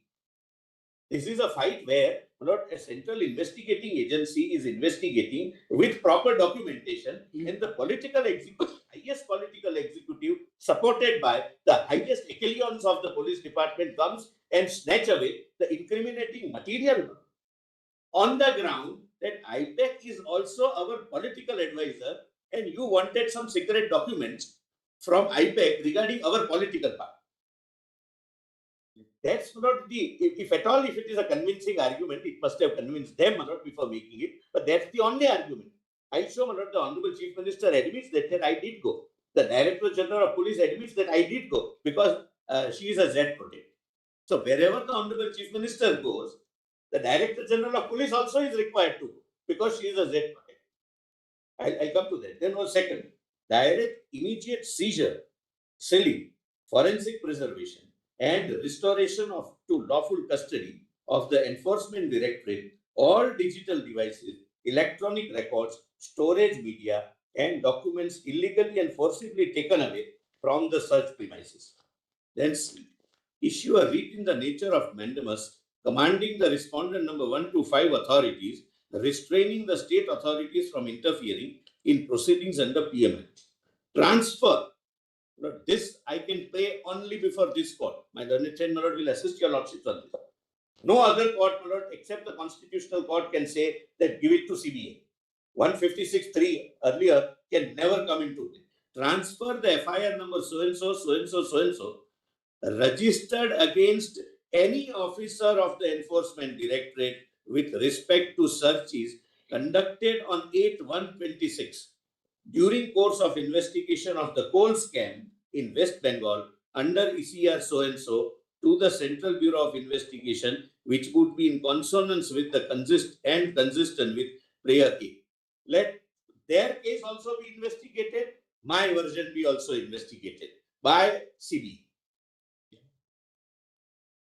So your lordships would not be deciding any disputed facts. Lord, affidavit of respondent number 2. Reply affidavit of on behalf of respondent number 2. I read only one paragraph.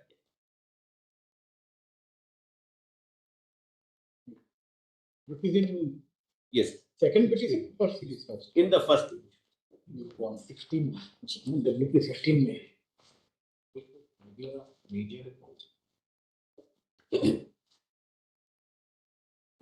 Page 5, para 12. One.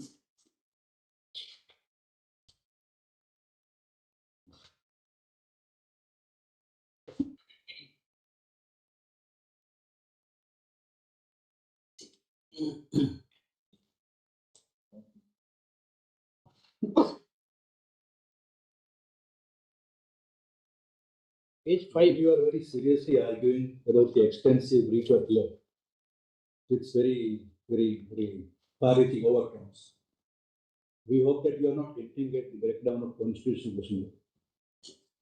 You are, because that's a very larger concern. That's a larger concern. We hope that you are not driving at that. But ED can never argue.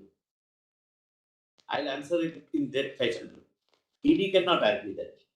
And I am for officials and the institution.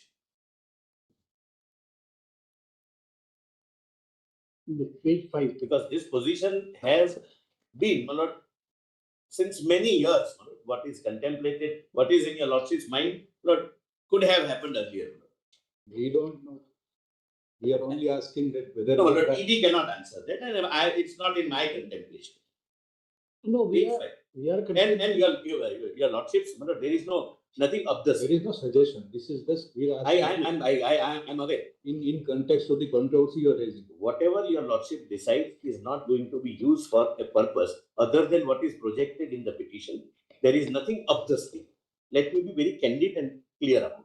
No, it's not that I am seeking that is also not the question is also in relation to exercise of power under 32. 32. Yes, that's the limited point. It's not. I am answering rule of law because rule of law is connected to Article 14, which gives me a locus to file 30. That's the purpose for which I am using the word rule of, not breakdown of constitutional machinery. Page 5, para 12. Look, this is the Honorable CM's affidavit. Accordingly, the answering respondent visited Mr. Jain's residence at so-and-so at around 12:05 hours and was there for not more than 10 minutes. The IPEX offices in sector so-and-so to retrieve the above mentioned data, which was both confidential and proprietary and vitally linked to the party strategy for upcoming legislative assembly election. Indeed, the petitioners have not been able to make out any case at all in their writ petition. So, my lord, for the purpose of, she believes that some political documents are being taken. She doesn't find out what is political and what is as per investigation of a crime. She takes everything with her and goes. And this is an admission. Yes, I did go. Now, Lord, kindly see the office, Lord, DG's affidavit. Director General of Police, the then Director General of Police, who is now, Lord, few days back, is a member of Rajya Sabha, Lord, he is no longer, Lord, the Director General of Police. Lord, page 10, para 14.9. This is his justification for being there. Lord, when I say that what is Director General of Police doing there?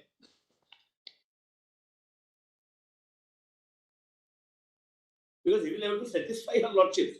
Director General will have to say that wherever Chief Minister goes, announced or unannounced, his presence is necessary. Because she is a Z protect. She is a Z protect. You have no issue on that. This is I am pointing out only to show that facts are not in dispute. Which affidavit you are referring? The Director General of Police, the counter affidavit on behalf of respondent number 3, para 10, page 10, para 4.9.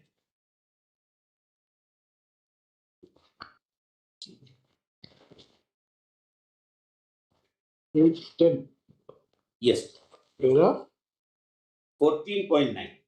14.9.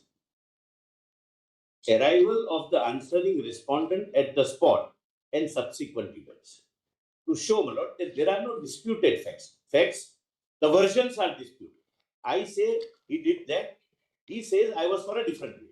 But the fact that unusual presence of the Honorable Chief Minister, unusual presence of the Director General, and, my lord, the factum of whatever we have retrieved was taken away unauthorizedly is not in this. 14.9. On 8/1/26, the answering respondent came to know that Srimati the Honorable Chief Minister had lodged a complaint at Shakespeare Sarni Police Station in her capacity as chairperson of All India Trinamool Congress. No, this FIR is lodged by the CM. One of them is by the Honorable CM. Where is that? Two. I'll show that. Now, there is a separate. We didn't get it. when we filed the petition, there is an additional volume. And my lord, all these arguments that you go there, register and face our FIR, why should you not face? All India Trinamool Congress and was proceeding to premises at 7 so-and-so, Mr. Jain. From there, she had announced that she would be visiting the IPAC office located in the Salt Lake area. Since the Honorable Chief Minister is a Z1 protectee and faces continuing security threats from various hostile and antisocial, anti-national elements, the answering respondent in discharge of his official responsibility relating to her security and overall public order remains alert and available at his office to coordinate with the concerned field formations in view of the rapidly evolving situation. Then, my lord, subsequently, as the crowd in the vicinity of IPAC office began to swell, the answering respondent directed deployment of additional force. Then 14.11.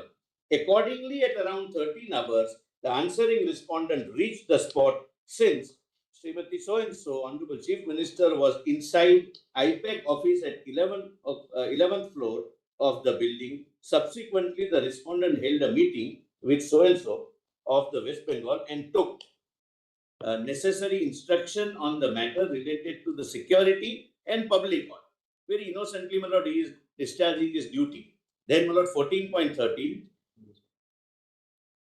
Then, that about 16.25 hours, Srimati so-and-so, the Honorable Chief Minister, left IPAC office to attend the program at the so-and-so area within the jurisdiction of Kolkata Police in connection with the ensuing Ganga Sagar Mela. The answering respondent remained at the premises, that is, my lord, IPAC premises, after departure of so-and-so, as the Honorable Chief Minister was to return to the spot upon conclusion of the program.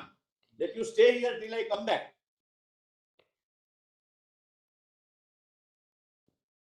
So there he permitted the Honorable Chief Minister to go alone. There was no security concern of the Z protectee because he was under a mandate that you now stay here in IPAC office till I return.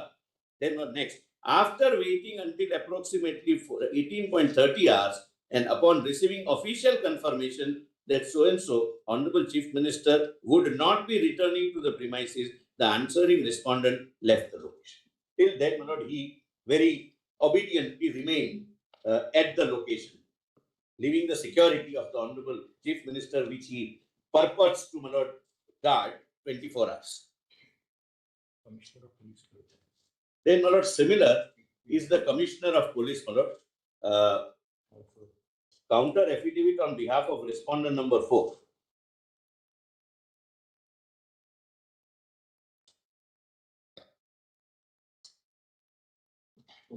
At page 6, para 13.3.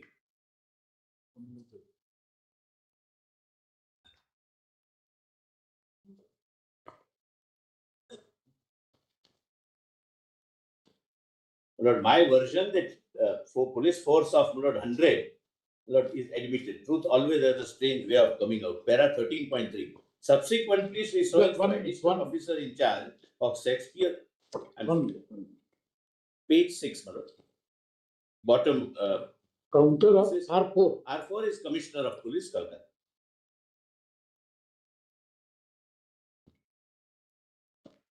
Para page 6, para 13.3.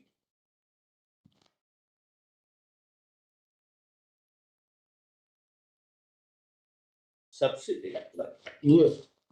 My lord, Justice. Subsequently, Sri so-and-so, additional officer in charge of Shakespeare Sarni Police Station and Sub-Inspector Vishwajit Biswas proceeded to the spot with a force at 9:45 a.m. to make the necessary inquiries. The armed persons claimed that they were CRPF officials, but they did not show any identity cards. Then, my lord, para 8, page 8, first para. Thereafter, at around 11:50 a.m., officers of ED came downstairs, disclosed their identity, and informed the Deputy Commissioner South that a search was being conducted under PMLA. The Deputy Commissioner sought verification of authorization for such search, and an ED officer expressly requested him to accompany them to the premises for the limited purpose of verification. Well, thereafter, he also says that the Honorable Chief Minister came, etc., etc. So, my lord, the point is, now, my lord, see the FIRs. FIR does not name me, but when FIR says responsible officers means there is an authorization. Therefore, my lord, I read the first part that petitioner number so and so was authorized by petitioner number so and so to conduct the search and seizure.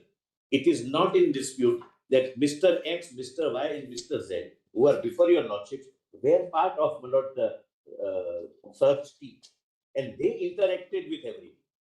Now, please see, my lord, there is a additional document IA 109682 in the second petition, my lord.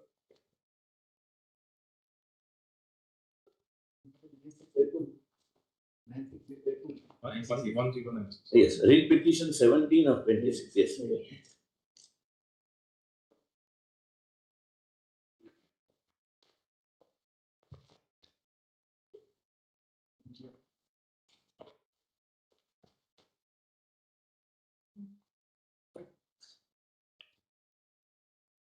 109682.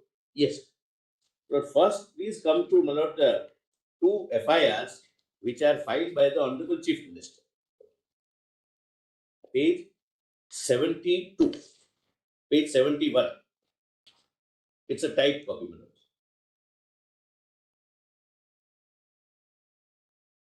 At 73, name of the complainant. One minute, 1 minute.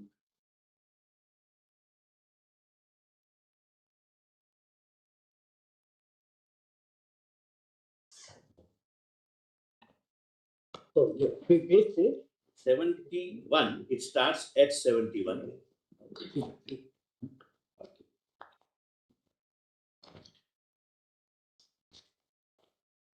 This is filed as party president. Party president. Yes. But she doesn't cease to be the chief. That's right. Yes, yes. It's as a party president. In other capacity, she cannot file. Yes. In her own name. Yes. As a party president. That that is at page 73. Name of the accused, my lord, I have not shown. They are not shown as officers of PD. Where is that?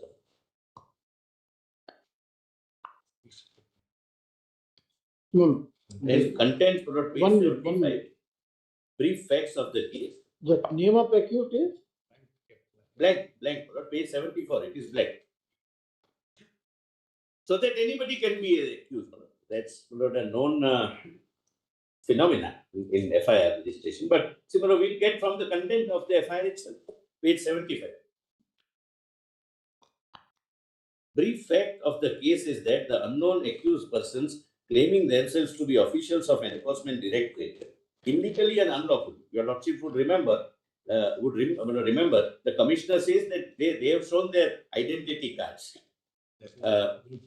Unlawful committed criminal trespass and house trespass by entering the residential flat of Mr. Pratik, one of the directors of Indian so-and-so, a trusted strategic associate of AITC, situated at so-and-so without lawful authority and under the false pretext of purported search and seizure operation. During the course of such illegal entry, the accused person dishonestly and without consent removed, accessed and misappropriated sensitive, confidential and proprietary data, documents and materials including electronic records, digital devices and storage media containing political strategy, campaign-related information of AITC and data pertaining to the SIR process.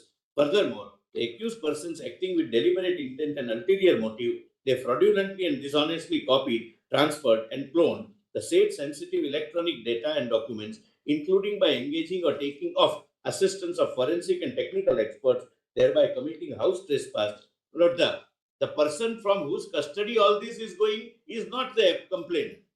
He knows, my lord, what was recovered by the ED and what was incriminating with regard to that offence. Lord, there are 5 FIRs, my lord. I am not reading each. 4 FIRs, 2 by the Honorable CM, raised by the police themselves. There is no private FIR. Now, my lord, I will deal with the legal submission stage. But maintainability of a 32 cannot be divorced from the facts emerging from each particular case. It cannot be argued as an abstract proposition of law. Or can I start it after lunch? Almost. Yes. Bulan.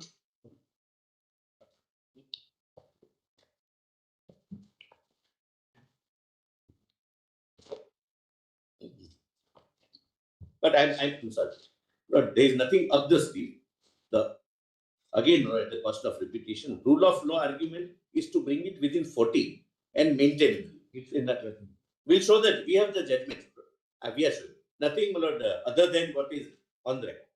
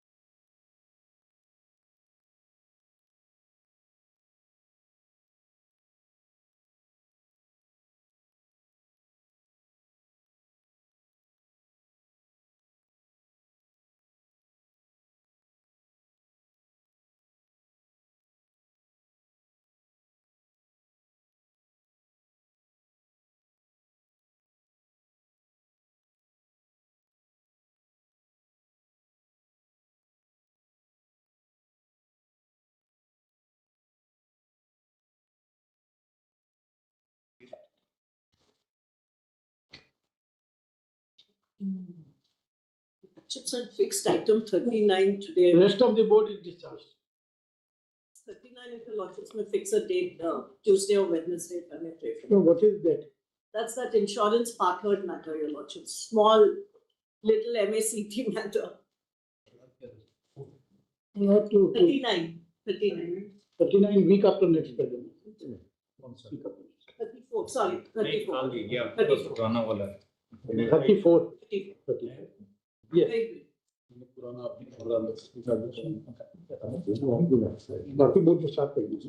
Yes. Yes, Mr. Yes. So can you take my written submissions? And I hurriedly assist your lordships and take my. I can't see your lordships, Mother. This way I can't see your lordships. So, for the first time, inside the court, I find his presence very soothing. Page 27. First time only. Why first time? Context. The context, my resident senior knows, but we have. No, he was here. He was not. No, yesterday he was on the screen, but before that he was here. But I am reminded of one very interesting incident. Yes. Winston Churchill was the leader of opposition. This is something very interesting. And some member of the House of Lords, the House of Commons, was going on and on and on and on. Winston Churchill wanted to convey that now it's enough. You have spoken long enough. Winston Churchill was finding a way out. He saw another member using the earphone. He was deaf. So he was using the hearing aid, not earphone, hearing aid. So he said, gentleman, just wait for a minute. I want to know the name of this gentleman using the hearing aid who is denying himself the natural advantage. I was reminded of that. And you have not kindly take my written submission. So Symbol has never used any hearing aid. No, he has not. He is younger than all of us. Yes. Younger and more smarter and handsome than all of us. I tell him, I tell him outside the court also. Curiosity is overwhelming. I tell you lovingly, outside the court also, and I mean every word of it. Look, kindly take my written submissions and I hurriedly take your lordships through this, but I am not going to read basic propositions your lordships are not fully aware of. But please come to page 9. Some of the judgments.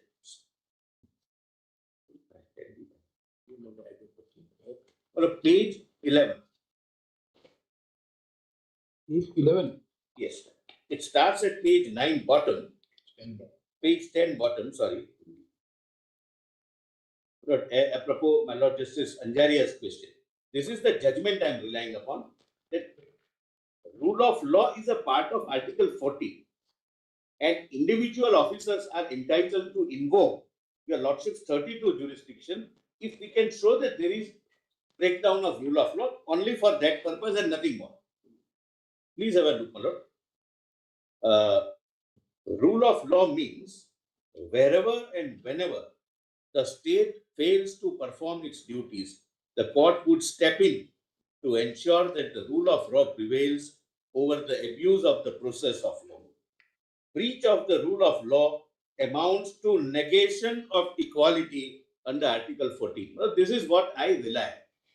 And this is the limited purpose for which, my Lord, I would earnestly request your Lordships, my Lord, to hold that the facts and circumstances emerging from the present incident and past incidents which I have managed, which I have, my Lord, already pointed out, results into, my Lord, violation of Article 14 of the officers who go there to discharge their duties. Then, my Lord, next is Manohar Lal Sharma versus Union of India. Kindly see only the highlighted part. The aim of investigation is ultimately to search for truth and bring the offender to book. A proper investigation into crime is one of the essentials of criminal justice system and an essential facet of rule of law. My Lord, therefore, essential facet of Article 14. Then, my lord, Meghwendra Prasad Singh, again, my lord, rule of law is a part of Article 14. I am not, my lord, reading it further, my lord. Then, page 12. I am sorry. Page 12, para 17.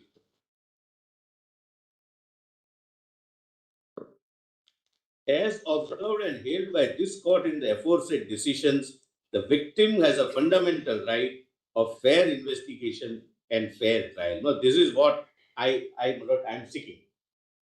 Not forget petitioner number 1 for the time being, in my case. Petitioner number 2 is victim of this. And all petitioners in petition which my learned senior friend Mr. Raju would argue are also individual demanding. No, but you are not victim in offense. Offense. You may represent the victim as according to I'm you. not victim in the I have removed that 8 section 8 subsection 8. Yes. I'm not on that. My lord, this is how we are treated. And I want your lordships, my lord, I'm praying for your lordships that let an FIR be registered. We were doing our duty. We are victim in the sense that the documents and material incriminating evidence collected by us is taken up. Not, my lord, victim in the sense of section 8, subsection 8. Then Zahid. Yes. Now, my lord, kindly see. Here probably you are saying that victim of that offense acquire the FIR which is registered against you. Yes. Yes. And therefore, I am saying, my lord, that police can never do justice to me, my lord. Because FIR is registered by, my lord, a chairperson or the president of a political party who happens to be the chief minister. And according to my case, my cross FIR, which I am requesting your lordships to direct CBI to register. Even the Director General of Police is also an accused, Commissioner is an accused, etc. Then your lordships may kindly see page 15, my lord. Similar, my lord, are the observations, but I will not read all.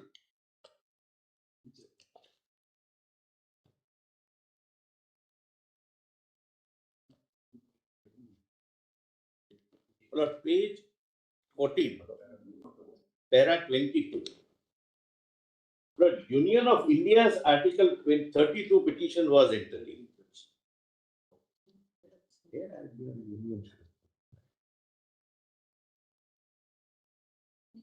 Lord, then Bandhua Mukti Morcha, my lord, I have referred to and my lord highlighted, para page 16.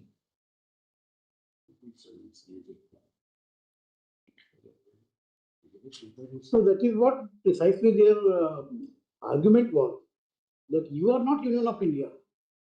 And you are a department of Union of India, and there is no sanction or permission from the Union of India. Forget about everything. I am saying petitioner number 2 is an individual personally aggrieved, and he is before your lordship saying that I cannot go before Calcutta Police, by West Bengal. And he wants that let this incident, which factual adjudication your lordships are not required to go into, be investigated by CBI.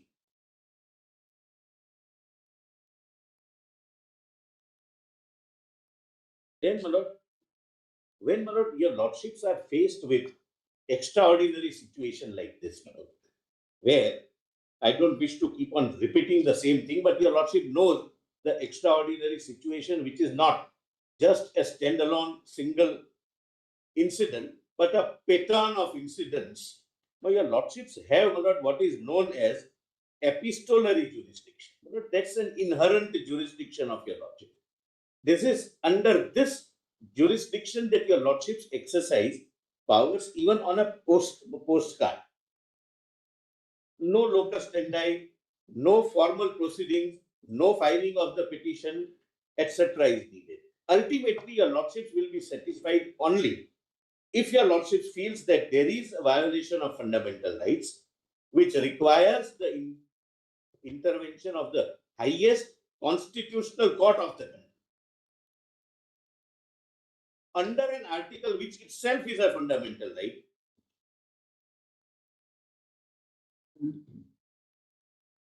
Then it would never prevent, my lord, your lordships from exercising this jurisdiction.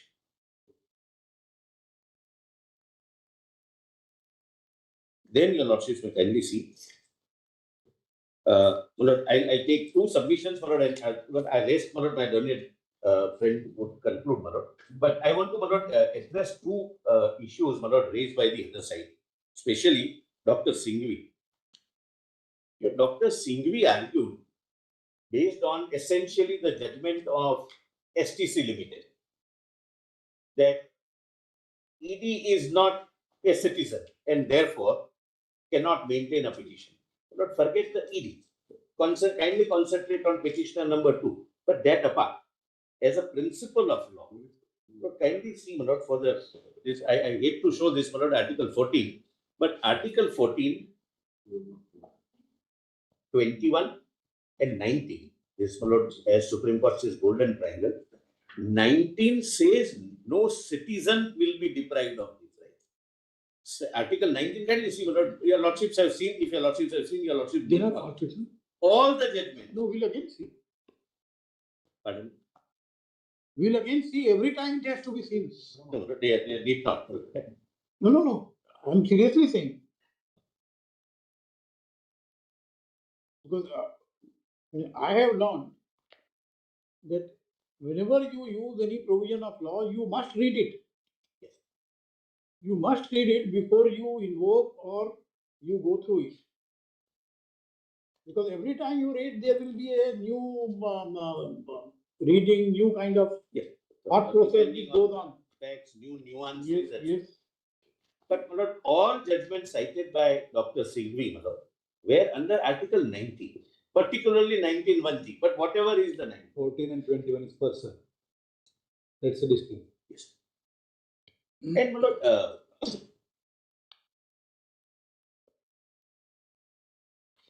14 has another distinction. State shall not deny to any person equality before the law. But I am extending a step further, saying that that equality would mean rule of law. So if I can show that there is failure of rule of law, or there is a likely failure of rule of law, Lord, that would violate my Article 14 rights. My 14 right means petitioner number 2. Lord, ED is in a representative capacity. Lord, kindly, Lord, examine this from this point of view. ED may not itself has any fundamentals, but ED represents that all agencies going in particular state is meted with brutal police force at the behest of and in presence of the highest political executive. Then ED says that I am coming before the court in a representative capacity for all officers who are doubtlessly citizens of India and natural persons. But by way of abundant caution, petitioner number 2 is undoubtedly a citizen of India and a natural person. You see, the argument was ED doesn't have a fundamental right. And the officers of ED are representing ED. Therefore, they also don't have fundamental right. Because that is what the argument was. Then you have to meet it. So, I don't... Like you see, STC and other line of judgments, they have referred to wherein shareholders of a company was also joined along with the company, and yet this court has said that the shareholder of the company represents the company.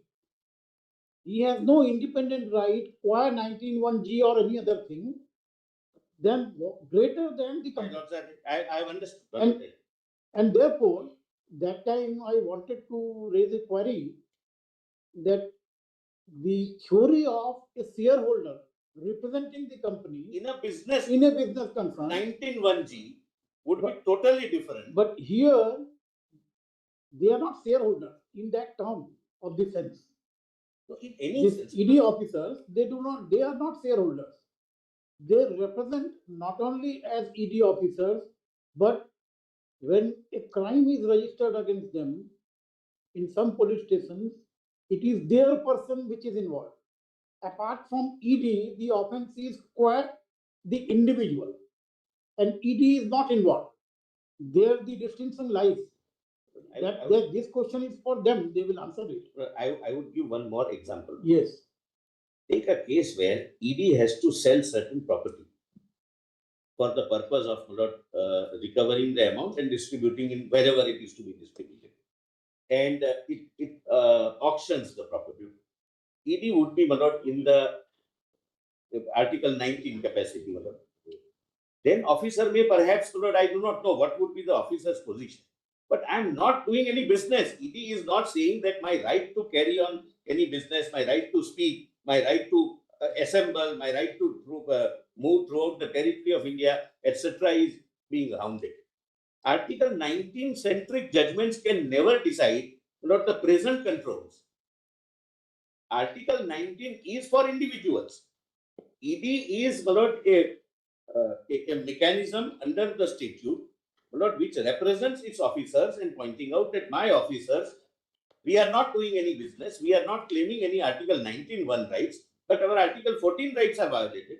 Suppose ED's officer is detained illegal. Take for example, ED's officer is detained without following the procedure under Article 20, 22 or 21. ED and that officer can come, that the similar position is emerging from various states, our officers are being picked up. There, 19(1) analogy cannot apply. There, ED only comes in a representative capacity, not saying that it is my right, any of the fundamental right which is violated. It merely says that what is violated is the right of petitioner number 2, who himself is now facing an FIR, who wants an FIR to be filed so far as his version is concerned, and therefore please ensure rule of law and ensure compliance with Article 21, that nobody would be dealt with except in accordance. Well, that is the distinction. When we start using 19(1)G judgment or Article 19 judgment, for the purpose of deciding the present case, that is where the confusion is created. And I don't believe Dr. Singhvi is not aware of that distinction. But I understand that's his contention. Available to him, he has raised it. But Article 19 has no place in fact situation of this nature. It's only 14 and 21. My right to be proceeded in accordance with law. And when I say my right, means my officers. When I say my right, petitioner number 2. And when I say my rights, all the petitioners in the second petition. So therefore, you are asserting your fundamental right in official capacity. Yes, Father. So fundamental right can be in personal capacity. In the context of official capacity, we don't know whether such right can be asserted. The remedy will be different. No, there is no remedy, Madam. So therefore, the question was asked to Mr. Subal, that the fundamental right are person-centric. It is person, Madam. Or may arise in a different context of this. I am putting a question to myself. If I am the third dimension that you are now asserting the right in official capacity. No, Lord, I'll answer that question. Lord, if a lawyer finds something being done to him under Article 40 or 21, merely because he happens to be in his discharge of official duty, would he cease to be a person? There is no distinction under the Constitution, Lord, I'm sorry. There is no distinction. What would happen whether it as a person or as an officer? I am facing an investigation by an agency. The Lordships have seen which agency. As a person or as an individual. An individual who happens to be donning a particular uniform. Lord, police officers do come before your Lordships. That this is the way we have been treated. Lord, if this view is taken, Lord, suppose a police officer in his discharge of his official duty is, say, dismissed or suspended. Then he is suspended as a police officer, not as a person, and therefore he can never file a petition under Article 226. Because then we will be closing doors of justice. The excess of justice would be denied. But kindly, my Lord, imagine a situation. Forget, my Lord, facts of this case. A police officer in uniform, for having done something or having not done something, is placed under suspension, and he approaches either this court or the High Court. If his capacity as an individual is different and his capacity as a police officer is different, he can never approach my Lord for his fundamental rights. Lord, which in my submission, my Lord, doesn't born out from the constitutional principles.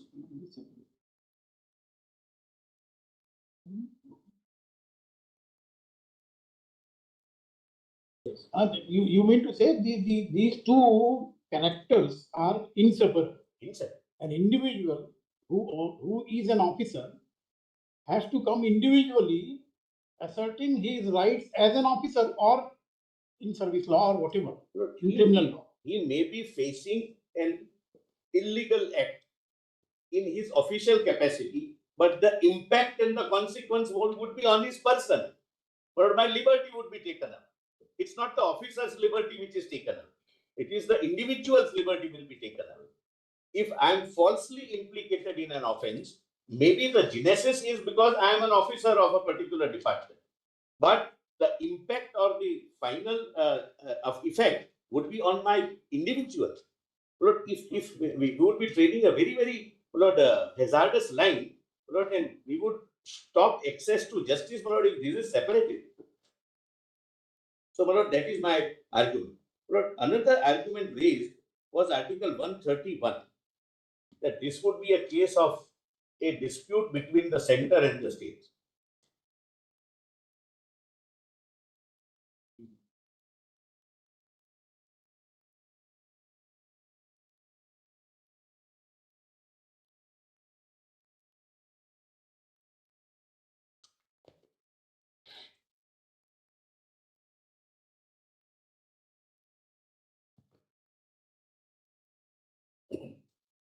Lord, first of all, on the face of it, there is nothing, central government has nothing to do with this issue.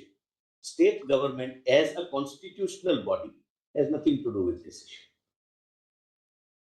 The president of a political party, who happens to be the chief minister of the state, is the accused.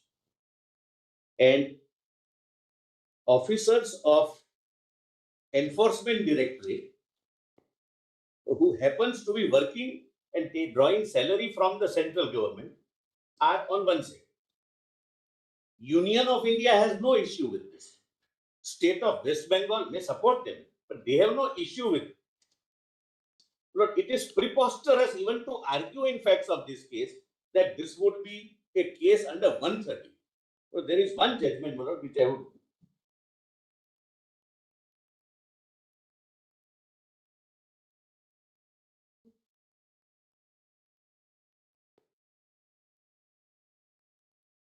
In the written submissions, there is not a judgment, but it is a contention that even if it is traceable to 131, then only it has to be between union and the state, not a department and the state.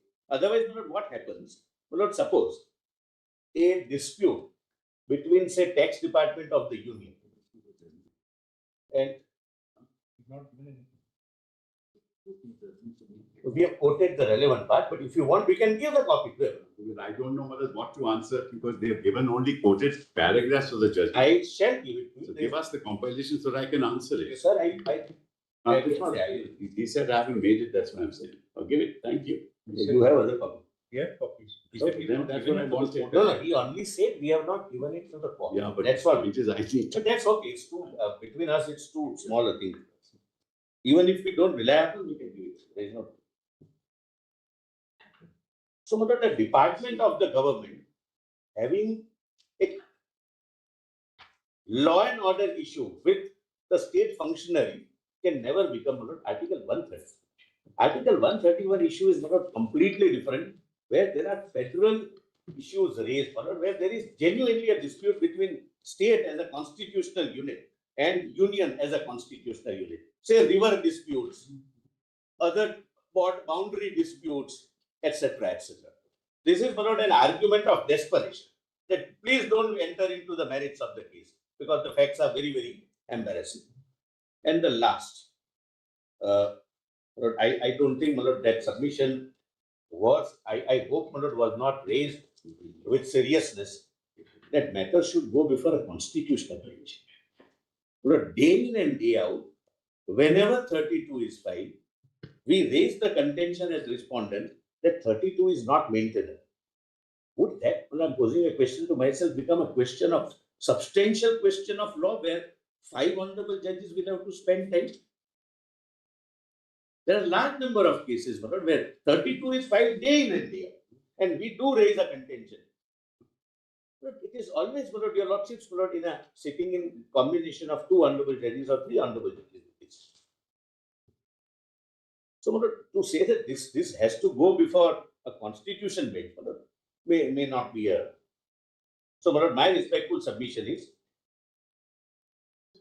to summarize my argument, my lord, and then your friend will argue.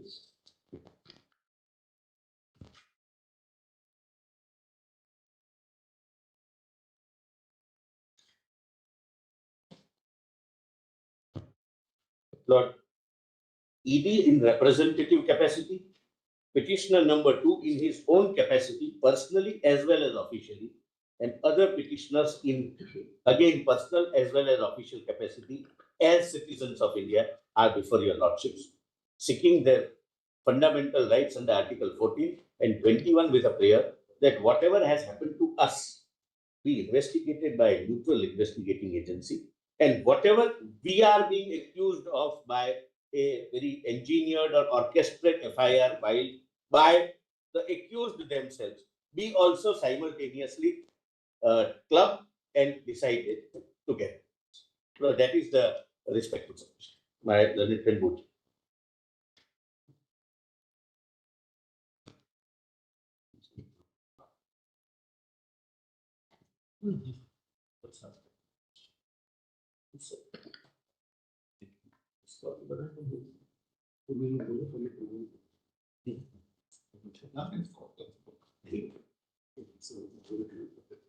In my petition, Lords, which is number 17, there are 3 petitioners. All 3 happen to be incidentally they happen to be.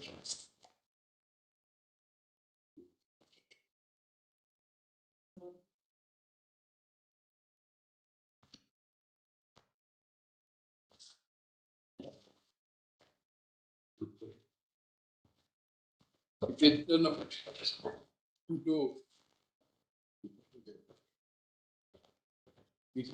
Halwa.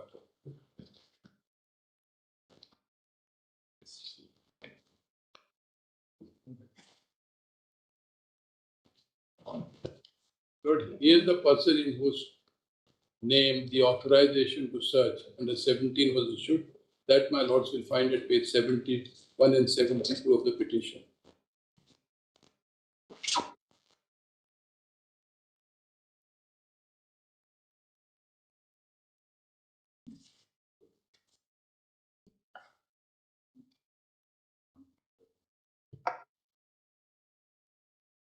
If my lord has a look at page 72, which is annexure P5,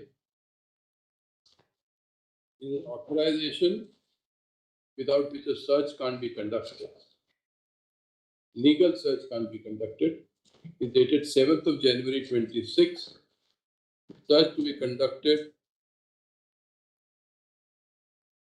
at 11th floor Godrej Waterside Tower, that is the office premises of Bank. And kindly have a look, my lords.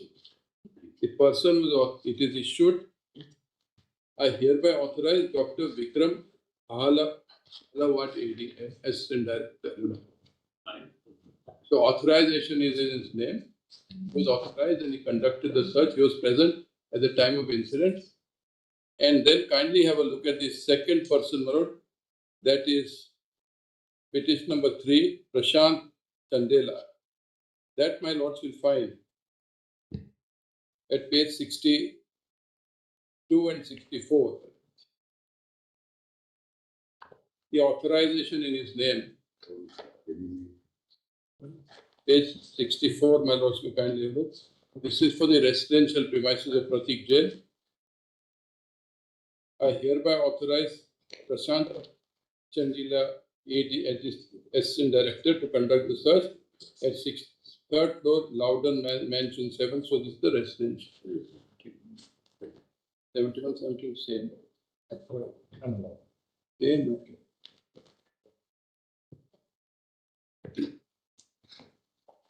And they are present during the search the incident happened in their presence. Offences were committed against them. What are the nature of offences? I'll take my lords to them, which includes wrongful confinement, theft, robbery, dacoity. I did not go into that because they had not seized, but they had taken into possession documents and digital devices. And that's were taken away by respondent number 2 from them. So theft, you need not be owner, but possession is a requirement for the commission of the offence of theft. So if you are in possession, whether as a owner or not, and if the thing is taken away from you, property is taken away from you, offence is committed, you need not be the owner. So they were in the case is that during the search, we took into possession certain articles which included devices and documents. That was in the possession of petition number 3 and the other petition, which was snatched and which was taken away, therefore prima facie offence of theft. That's the case. They were wrongfully confined is also their case.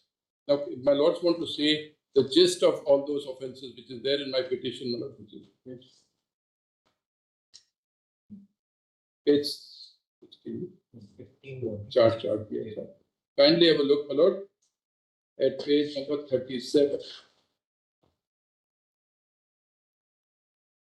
and 36 and 37 and 38. The offences which we are alleging to have been committed.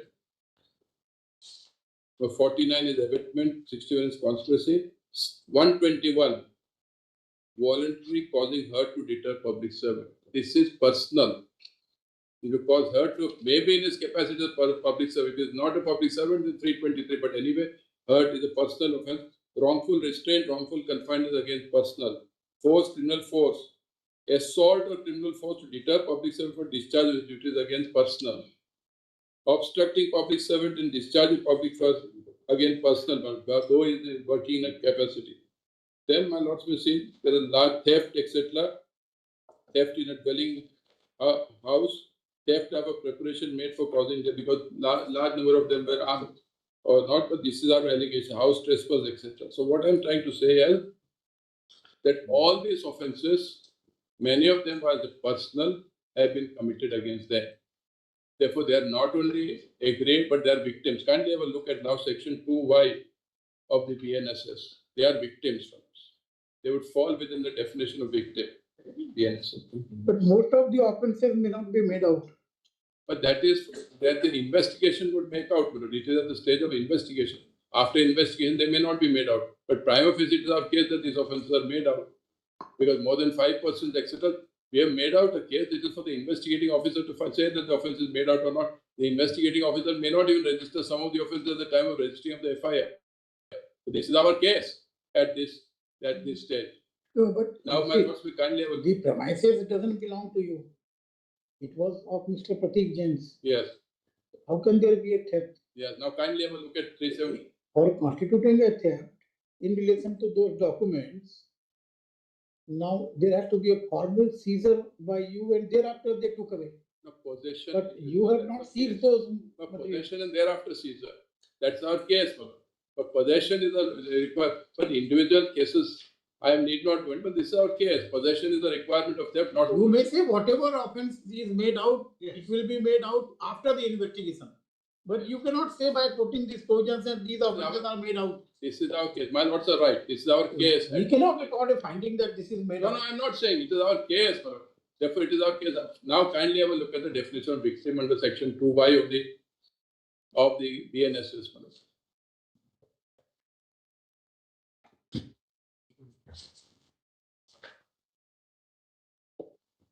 2Y.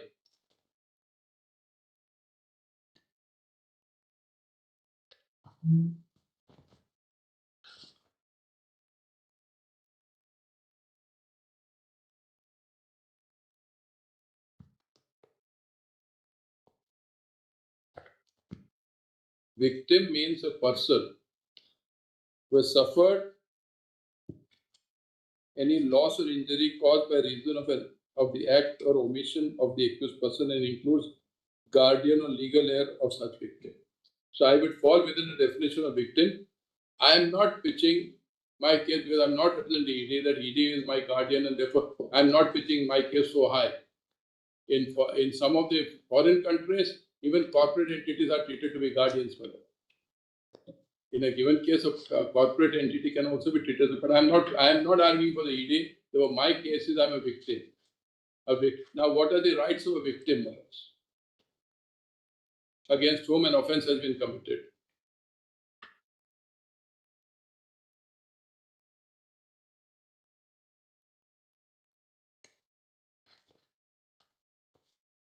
The right is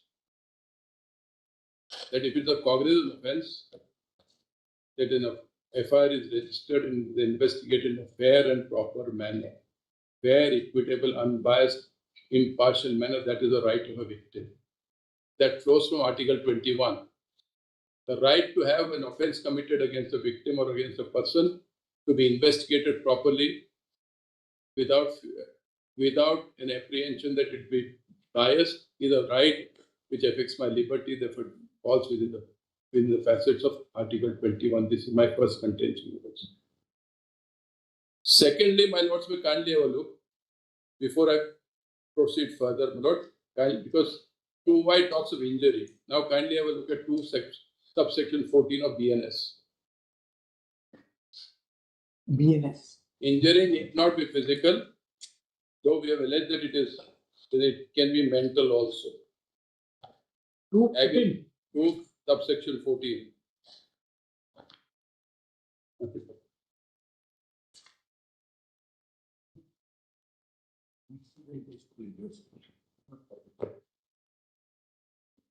Injury means any harm, whatever illegally caused to any person in body, mind, reputation, or property.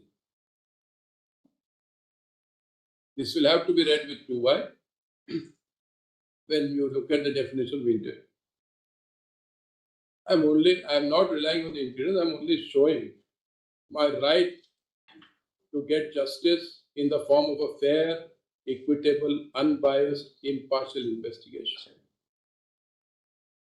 That is my fundamental right as far as Article 21 is concerned. As far as that is concerned, my lords will kindly have a look that if the regular procedure as envisaged by section 154 and 156.3, which was argued, is followed, I will not get justice, and that will not be a fair and impartial investigation for 2 or 3 reasons, my lords. The first reason is the officer who is going to investigate is going to be the officer in charge of a police station, who is subordinate to the Director General of Police, subordinate to Commissioner of Police, subordinate to respondent number 2, who is not only the Chief Minister but also happens to be the Home Minister. It also happens to be the Home Minister. And there is going to be no fair, impartial, equitable, reasonable investigation if the officer in charge of a police station investigates. Because 154 envisages that the investigation has to be done by an officer in charge of a police station if it is read with 156.3.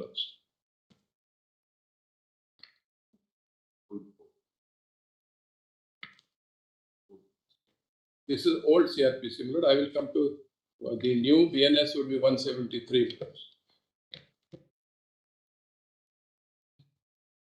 BNS 173. 173. Just give me a So minute. equal to 156. 154. Just give me a minute. 170. My lords.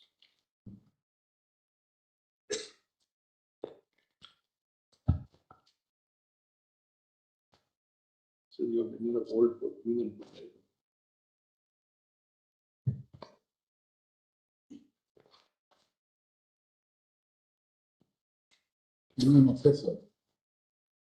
Not human.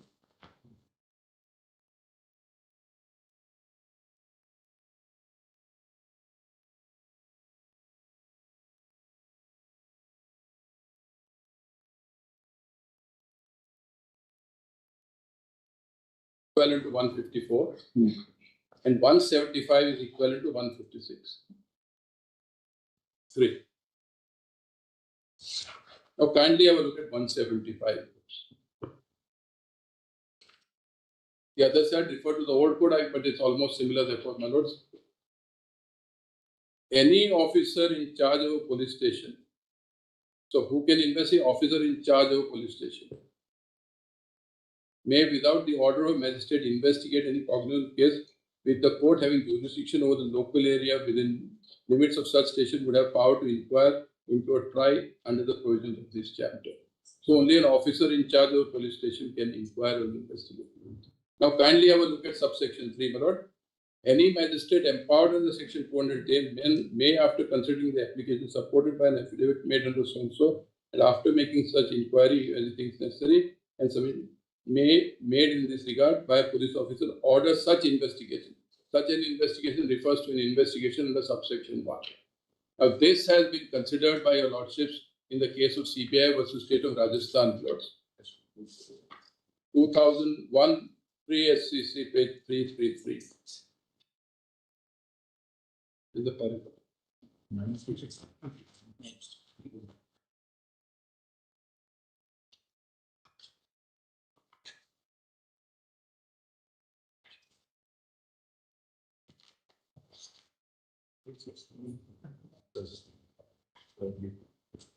Trying to see, but I'll come straight to it 16. I don't want to take.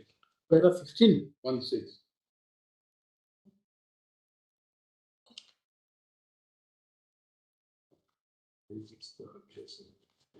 As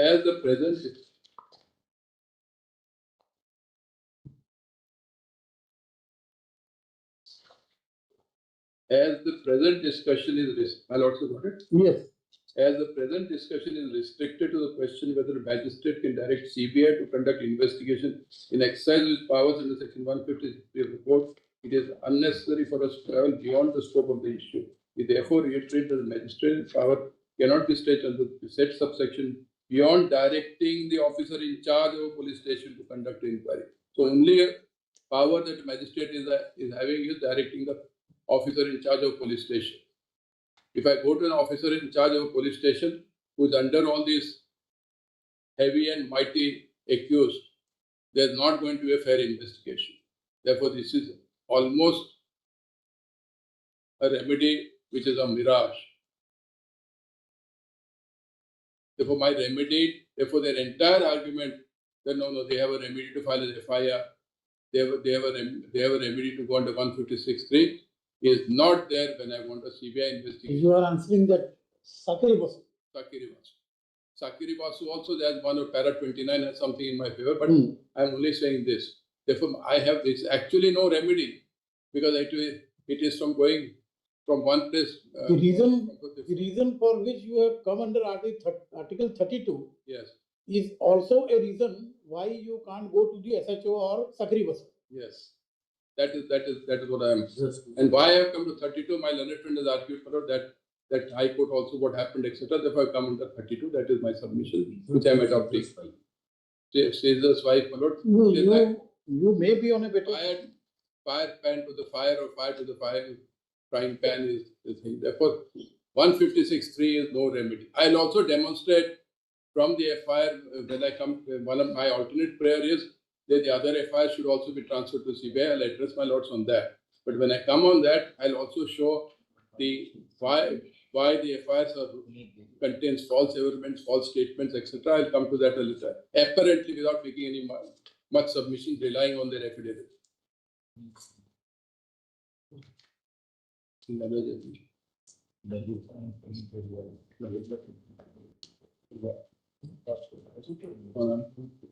On a different setting. Therefore, this I'm answering the first question as far as 156(3) is concerned. I suppose this takes care of the issue that they have raised.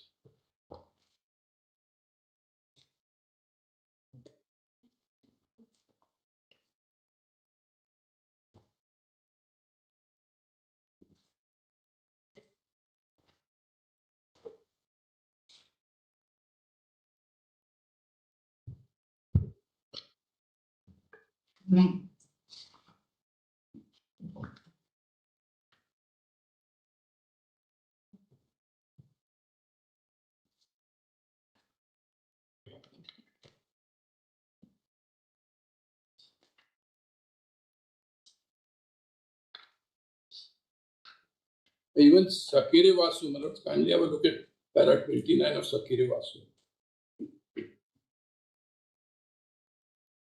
Para 29.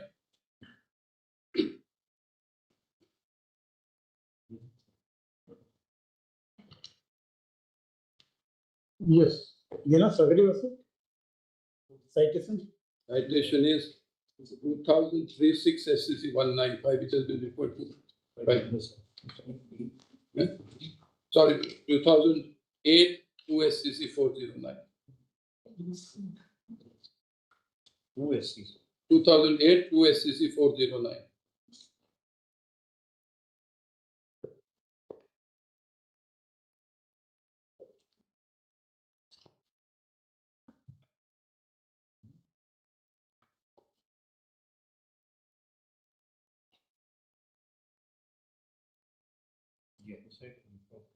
The other side is referred to it, para 29. Very good.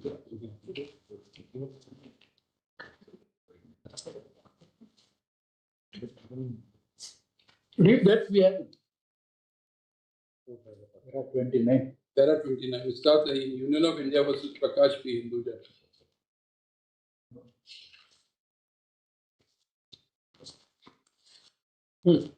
Of India versus Prakash P. Hinduja, it has been observed by this court that the magistrate cannot interfere in the investigation by the police. However, in our opinion, the ratio of decision will only apply when a proper investigation is done by the police. If the magistrate on an application of 153 is satisfied that proper investigation has not been done or is not being done by the officer in charge of the police station concerned, he can certainly direct the officer in charge of the police station to make a proper investigation.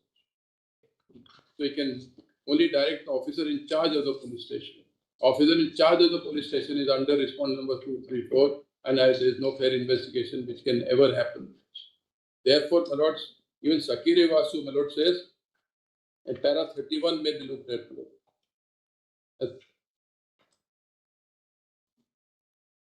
Investigation is within the framework of CRPC. Pardon, my lord? Magistrate will direct investigation within the framework of CRPC. Yes, and framework Not of beyond that. The framework of the CRPC doesn't travel beyond the officer in charge of police. You understand? Now, my lords, may kindly look at the two FIRs and certain things.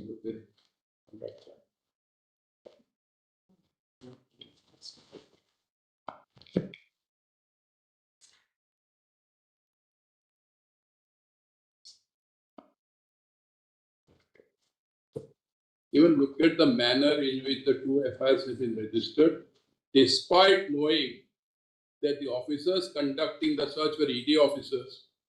They registered an FIR stating that unknown persons or persons claiming to be ED officers have conducted the search. Did you have a look, my lords? At first, my lord, FIR number 3 of 26. FIR number 4 of 26, my lords. This is a document compilation on record, my lords.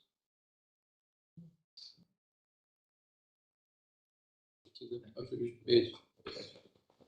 It is also part of the affidavit of R4, my lords. Just give me.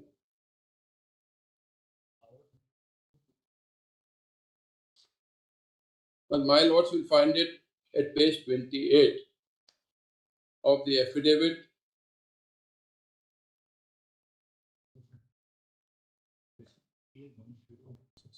Of the affidavit of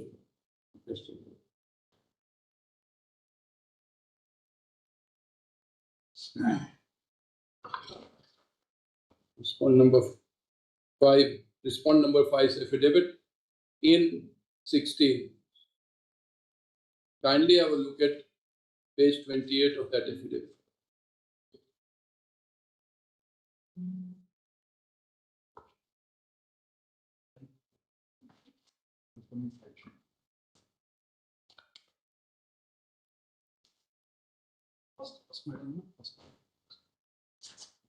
My lords will note the time of the FIR at 12 o'clock. Right hand side, date and time of the FIR. Yes. Copy of the FIR. You are referring to the FIRs. Yes, FIR is annexure R2 in the affidavit of R5 at page 28.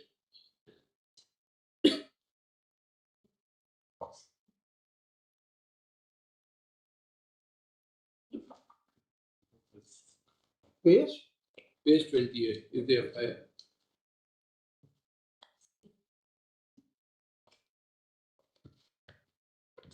Continue.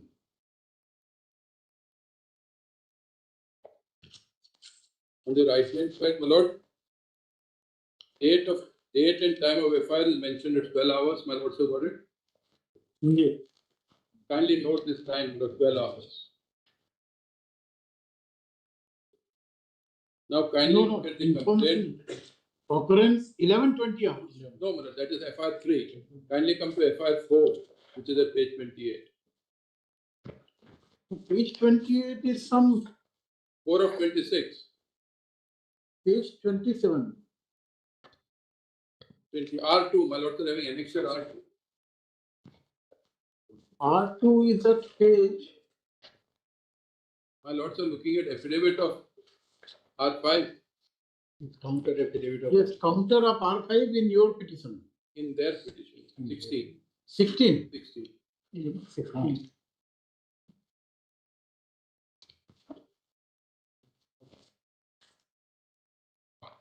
So it is not there in your petition. In our petition, we have filed all petition, all in our petition, my lord. All FIRs are filed. But yes, 28. 28, my lords, may kindly have a look. The time is FIR number 4, and it is 12 hours. My lords, have got 12 hours. Yes. 16 right. Now kindly come to page 32, my lord. No, occurrence is 5 hours. No, my lords are having FIR 4. FIR 4. Yes. Occurrence of time. Not occurrence, the date of registration of FIR. Date of registration. Just the same line as 000047. 8-1, 12 hours, 12 noon. 12. Yes. Now, my lords, at 12 noon, what is the FIR? Kindly have a look at page 32.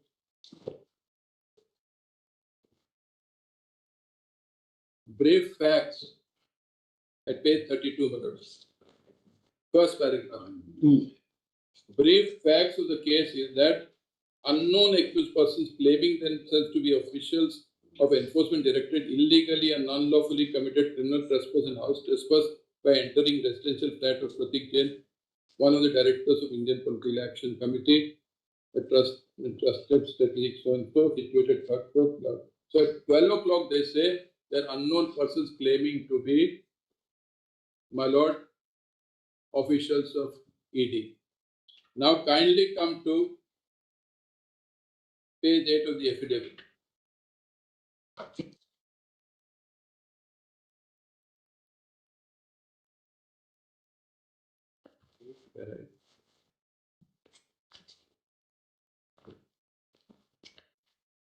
Page 8, para 25.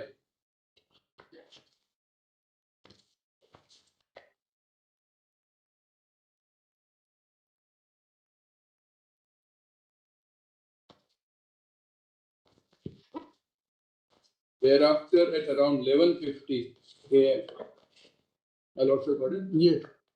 The officers of ED came downstairs, disclosed their identity. Therefore, at 11:50 came to know that they were ED officials, disclosed their identity. Then how can there be an FIR at 12 o'clock that they are claiming to be ED officials? Therefore, an attempt is made to create a false FIR, prima facie.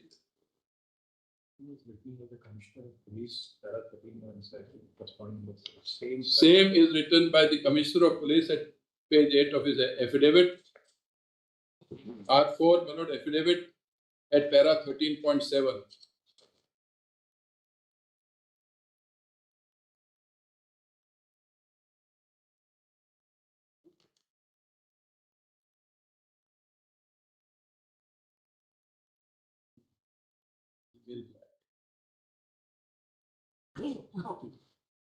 Para 13.7, my lords may have a look. So they came to know at 11:50 that their genuine ED officials' identity was disclosed. Yet they filed a false FIR at 12 o'clock. Para 13.7. This is the affidavit of the Commissioner, my lord. Now, our court. Page 8. Thereafter, at around 11:50 a.m., officers of ED came downstairs, disclosed their identity. 13.7. Yes, page 8 of the Commissioner's affidavit. Thereafter, at around 11:50 a.m., officers of ED came down, disclosed their identity, and informed the Deputy Commissioner South that a search was being conducted on the PMLA. Sought verification of the authorized or expressly requesting to accompany into premise for the limited purpose of verification. 11:50, they were already informed about the verification. Therefore, a false FIR on the face of it. This is as per their pleading, but not my defense. It's their own case.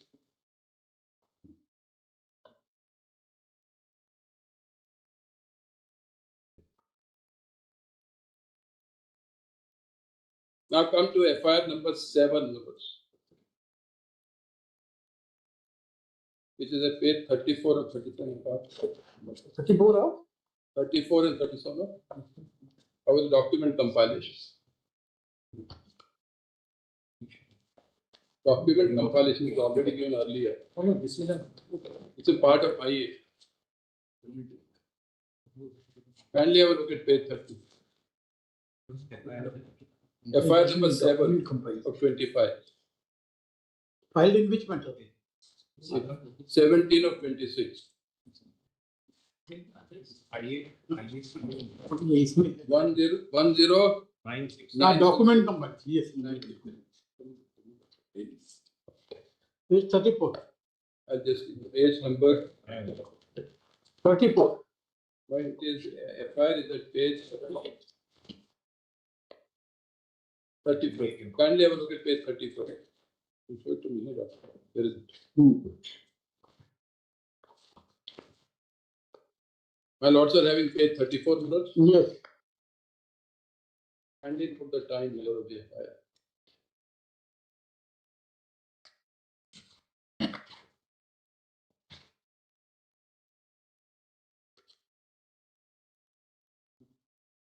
Now kindly have a look at the time notes. Starts at 34. 22.05 hours. 22, yes, I'm on black. 22.05 hours, which is at page 36. So FIR is registered at 22.05 hours. Occurrence 8:15 hours onwards. Yes. That was night, 10 p.m. At night. Now kindly look at the gist of the information, my lord, which is at page 37. High Inspector Ram Narayan Pal, my lord, page 37.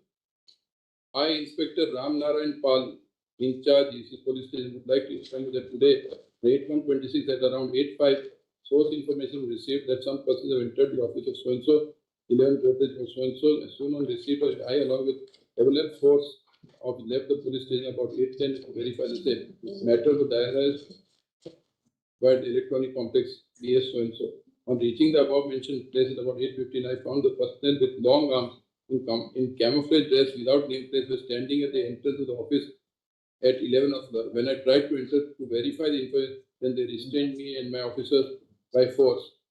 I went to verify the source I received, and on being restrained, hot altercation started by them, and there 3 or 4 persons with CVs came out from there inside the dictating a gesture directing to leave the place by starting it. While I asked for their identity, since they were in CVs, then they refused to disclose their identity, so therefore identity is not disclosed. Now kindly come to the email which has been sent to them at 10 a.m. on the same day. That, my lords, will find at page affidavit of R3 in writ petition 16 at para 14.4.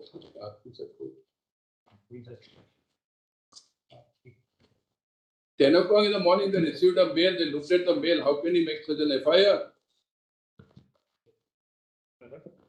Para 14.4.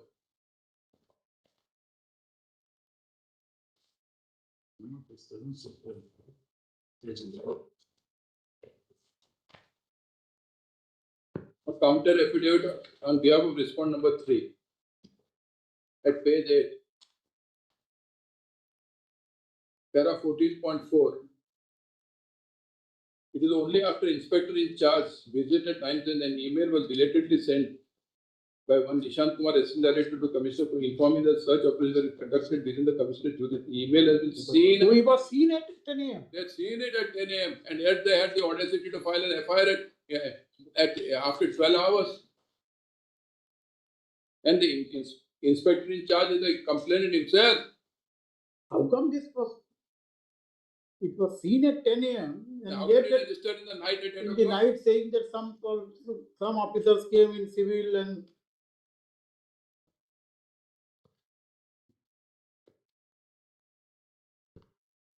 is also forwarded, Manoj. This is the affidavit of Director General of Police. And Manoj is forwarded to the complainant, Manoj. Said email was seen, Commissioner, and endorsed to IC Electronic Complex Police and assist Commissioner for taking necessary action.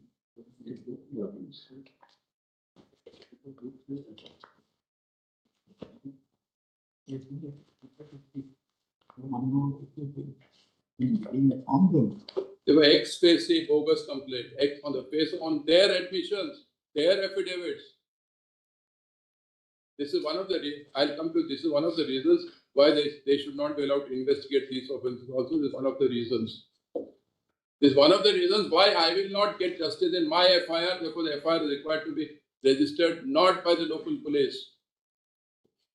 and when this affidavit is by Director General of Police. DGP. Yes. DGP says that they have seen the. Yes, at 10 o'clock in the morning and at 8 o'clock they say, contrary to the mail. And yet they register an FIR at the behest of the Honorable CM. Yes. At 12 noon. Yes. And then he accompanies with. Yes, he accompanies. It says affidavit. Then kindly this one also. Now kindly look at FIR number 5 also, similar thing.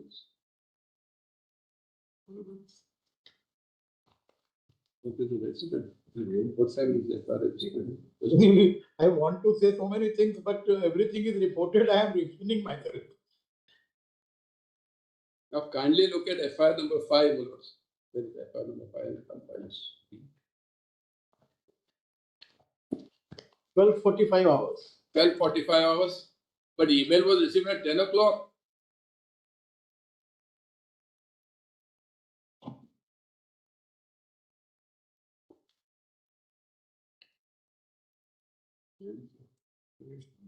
This is at page?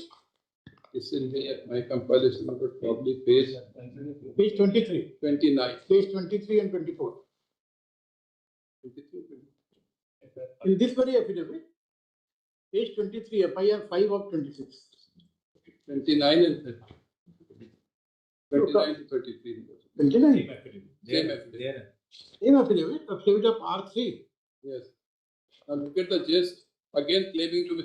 So they received it at 10 o'clock, 12:45 they registered the FIR. And said somebody claimed to be claimed to be ED. Kindly look at what is stated in the gist. No, page 28 is FIR number 192. No, FIR number 5 of 26 is the FIR. This is a page, the page. Counter of R3 in criminal petition number 16. R3 probably it's not there. It's not there in R3. In additional documents, my lords. Page 91. FIR 5 is at page 91 of our additional document. And in the compilation, it was at page 29. 91.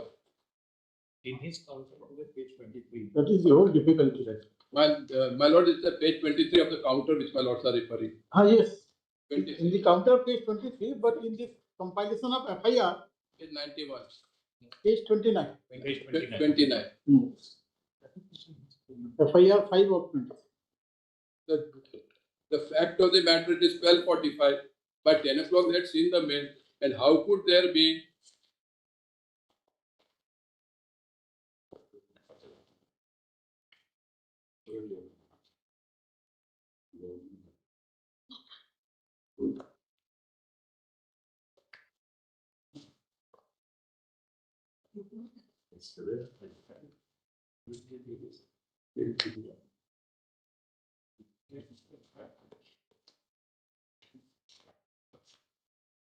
so this is a reason, additional reason apart from the fact that I will not get justice because they are investigating, they would be investigating the serial. That it is demonstrated that even the FIRs filed against us, the police officers, they have stated false facts, false to their knowledge.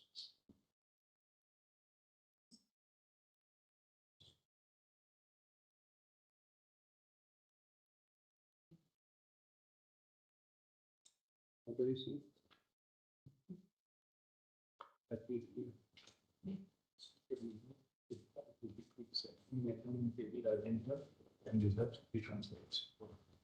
Now, my lords, I will show two or three judgments as when CBI investigation is warranted.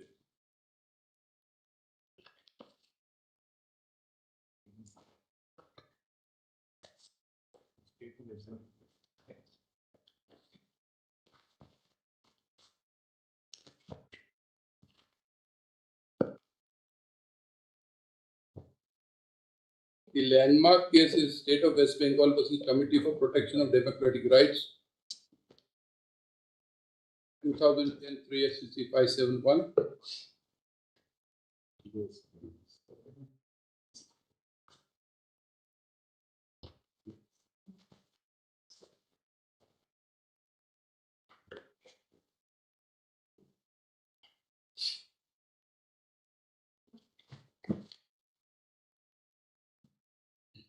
Kindly have a look at para 68 for us.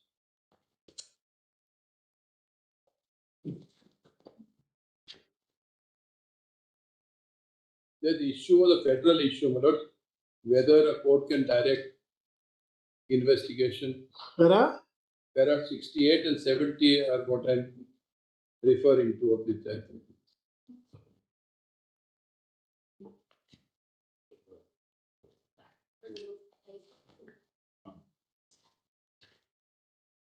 Sub-para 7.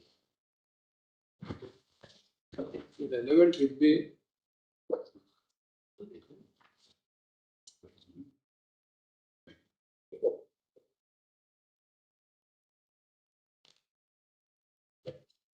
para 70. Before parting with the case, we deem it necessary to emphasize that despite the wide powers conferred under Article 32, my lord, sir, in para 70. No? Yes. Before parting with the case, we deem it necessary to emphasize that despite wide powers conferred by Article 32 and 223 of the Constitution, while passing any order, the court must bear in mind certain self-imposed limitations on exercise of these constitutional powers. Very plenitude of the power under said article requires great caution in its exercise insofar as question of issuing a directive to CBI to conduct investigation in a case is concerned, although no inflexible guidelines can be laid down to decide whether or not such power to be exercised. But time and again, we reiterate such power is not to be as a matter of routine.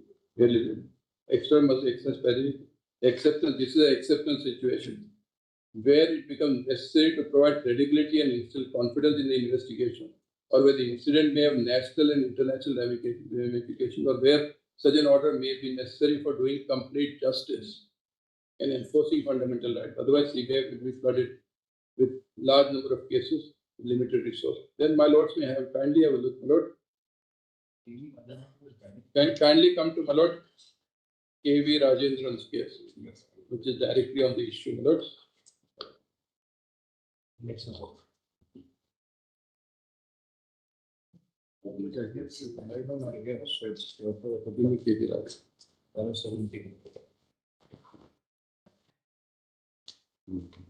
There are 17. So that it is covered by that exception which is laid down. Which matter? Page 768. Page? It starts at page 768, relevant is 776. Just to compile it.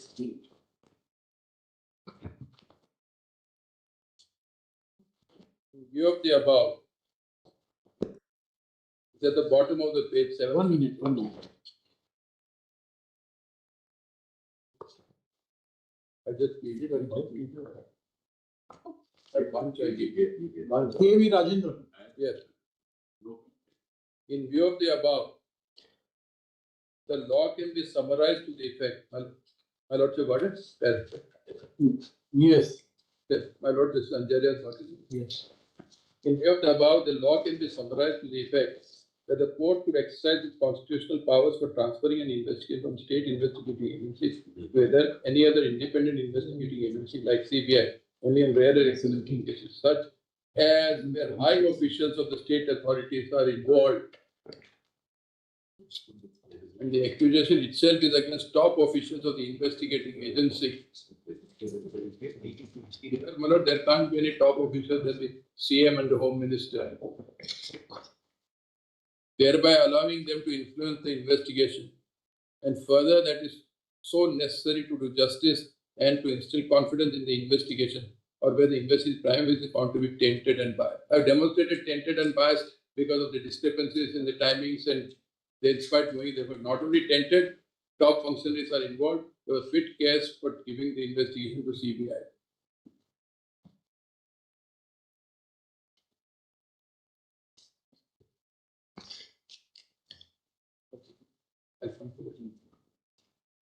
Now, my lord, I'll come to the other aspect. That why the other 4 FIRs are required to be transferred to the CBI. This is the case for registering my FIR and investigating the CBI. I've made out a case. Those 4 FIRs, I've demonstrated that those 4 FIRs are tainted and there are the wrong statement, they're falsely recorded, one reason. But second, my lord, they are cross FIRs. Same incident, 2 versions. The law is that where there are cross FIRs, it has to be investigated by the same investigating agency. Same, it has to be tried by the same court. Of course, decision of one should be followed. It cannot be tried as a joint trial, but separate trials, one after the other. 2 or 3 judgments in this regard, my lord, which on this submission. This which is that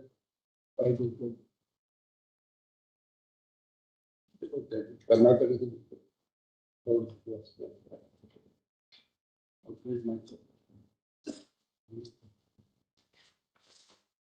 My lords, may first have a look at this judgment, which is there in my compilation, my lords. Page 766. It's a recent judgment. This Honorable Court, my lords. 2025 SCC Online SC 983. It starts at 751. The relevant para is page para 42 at 766. And the heading is cross FIRs are required to be holistically investigated.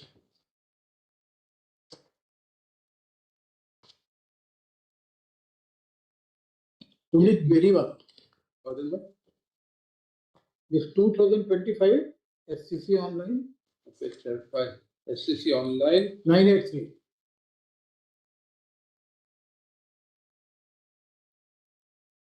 983. SCC Online SC 983. That starts at page 751. And my lords, may kindly have a look at para 42 onwards. Cross FIRs are required to be holistically investigated. The accused person have taken various inherently and contradictory stands with respect to the transaction with the appellate. On 23rd July 2020, Bhai Manjit Singh and Bhai Manjit Singh HU have denied the existence of the agreement to sell. On 22nd September 22, Bhai Manjit Singh and Bhai stated that the advance consideration had been returned to the appellant and thus they accept that Bhai Manjit Singh, no other person from the HU had met the appellant. Finally, after the registration of subject FIR dated so and so, Bhai Manjit Singh and Bhai Manjit HU registered an FIR dated 22nd August, alleging that the receipts of payment in favor of the appellant laid upon him in a civil suit as well as FIR dated so and so fraudulent fabricated. Keeping in view the contradictory defenses of the accused as well as registration pendency of cross FIR, this court is of the view that the learned single judge should have limited the scope of investment. In this context of cross cases, Nathilas is a classic case as far as cross cases are concerned. We think that fair procedure to adopt in a matter like the present where there are cross cases, to direct the same learned judge must try both the cross cases one after the other. After the recording the evidence in one case is complete, he must hear the arguments, but he must preserve the judge. Thereafter, he must proceed to hear the cross case, and after recording all the evidence, he must hear the argument, but before the judgment in that case. The same learned judge must thereafter dispose of the matters by two separate judges. In deciding each of the cases for time during the evidence recorded in particular case, evidence recorded in the cross case cannot be looked into, nor can the judge be instructed by whatever is argued in the cross case. Each case must be decided on the basis of the evidence which has been placed on record in that particular case without being influenced in the same any manner by the evidence or arguments urged in the cross case. Both the judgments must be pronounced by the learned judge one another. Even though the above decision was rendered in respect of trial of cross cases, the court is of the opinion that in cases involving cross FIRs, it was prudent and fair if the investigation was carried out in a comprehensive manner. No, but after the object of the investigation is there any statutory provision? There is no statutory. There is that both the FIRs provision are there for trial of cross cases by one judge. Yes, but one judge. At the investigation stage, that both the cross FIRs should be investigated by the one IO or the same IO. Is there any statutory provision? There is no statutory provision. There is no statutory provision even for being tried by the same court. There is no statutory provision. No, but now kindly have a look. Karnataka judgment, that full bench judgment of the Karnataka High Court division bench. Kindly have a look at this.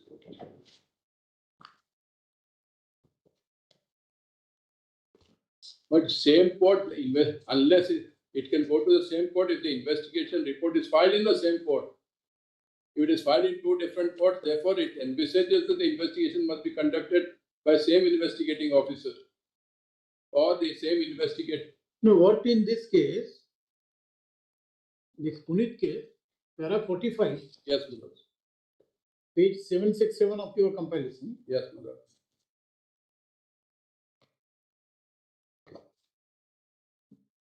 Our lords are right to that extent, but holistically investigated means they have to be investigated by one agency. How can it be holistically investigated?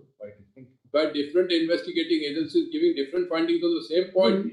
Same thing will apply to the. I'm referring to something in your favor. Yes, it's not that. I'm so sorry. Don't take always that quote in.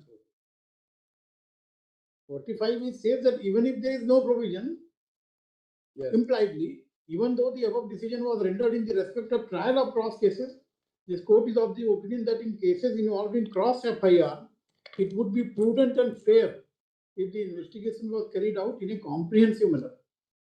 After all, the investigation to find out the truth.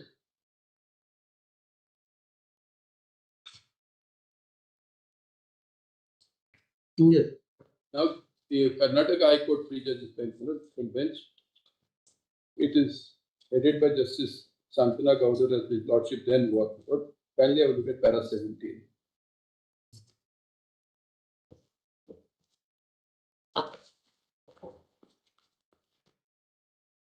At page 542 of the Indian law reports. Page, same compilation? No, I just handed it. I just handed it out separately. Yes. Kindly have a look at page 542, para 17. 542. 542.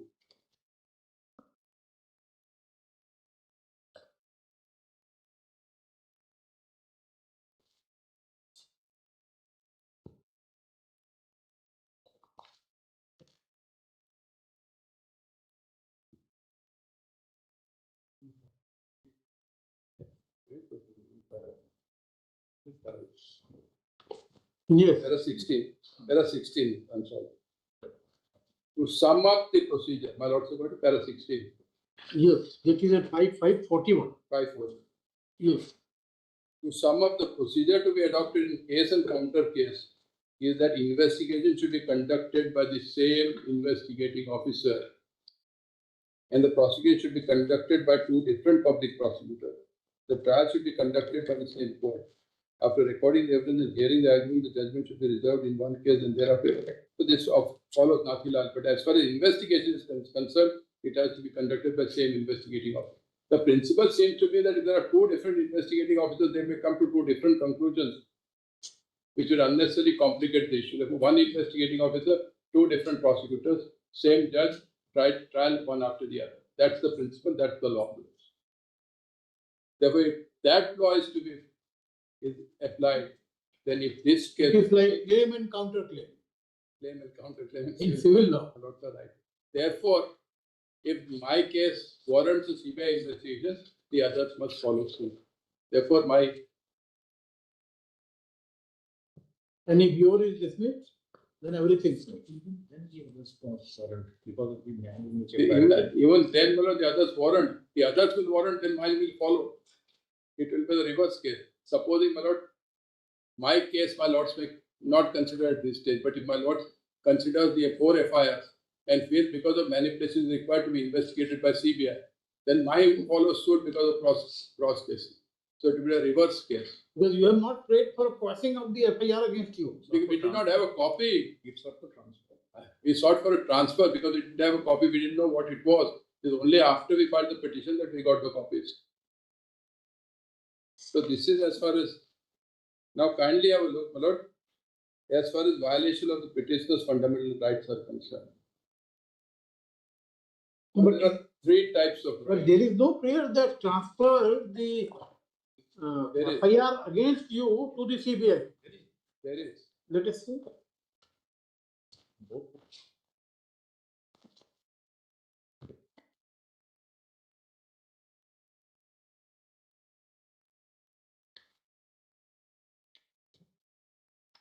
Yes, it is there. I read. It is D. So, clause D in your petition. In both. Page 46.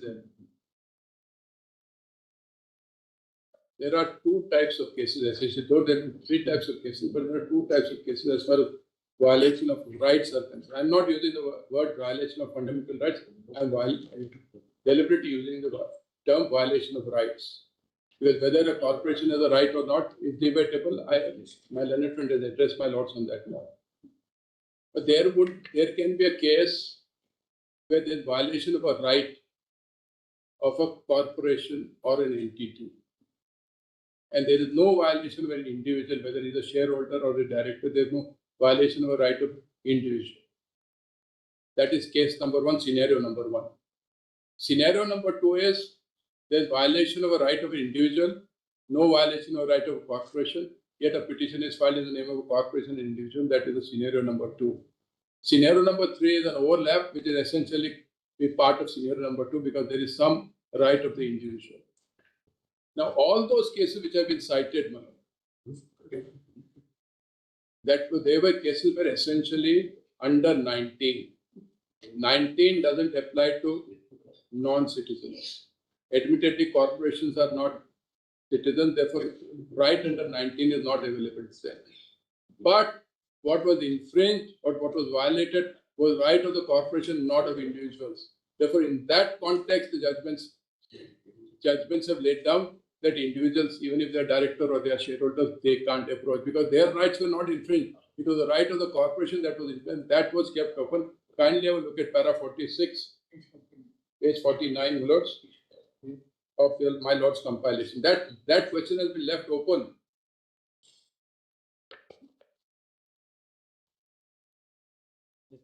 This is it. Which compilation? Compilation does it. Filed by response number 3. Now, my lords will kindly first have a look at the facts. Then I'll take my lords to which judgment? This is STC. STC.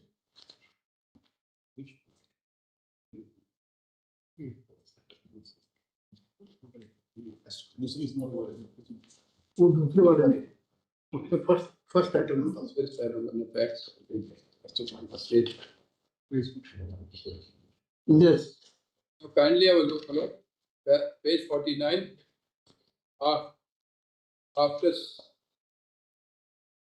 page 49 in your compilation. Page 49 of the compilation given by them. Given by them. Yes. By them.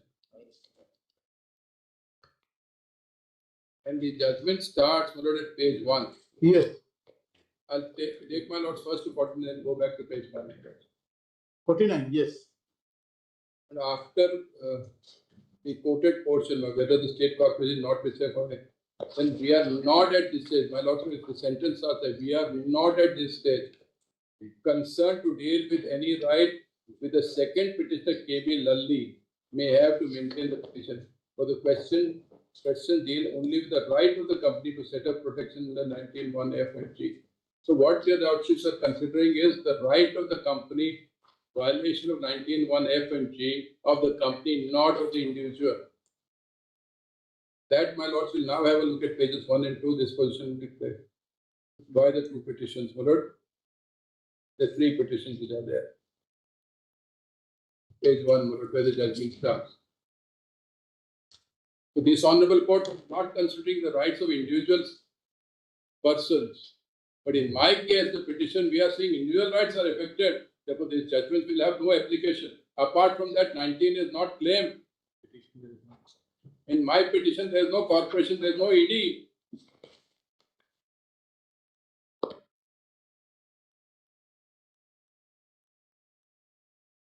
No, but the argument is that you are ED. I'm not. I'm said in the beginning that I am an officer of, incidentally, I happen to be an officer of the ED. But the offense is committed against me in my individual capacity. Incidentally, I happen to be an officer of the ED. The argument seems to be you have no independent existence. There can't be my independent existence. If the cloak of ED is removed from you, you are nobody in this particular litigation. It is not. Look at the. So therefore, the veil is to be lifted. That is the argument. When I'm restrained, when I'm confined, where is the ED? ED is not being confined. I am being confined. I am being confined. I am being restrained. When hurt is caused to me, when force. ED is not restrained. Therefore, according to you, ED is not confined.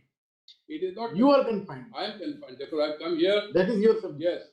Therefore, my fundamental right is violated. It's when I have been.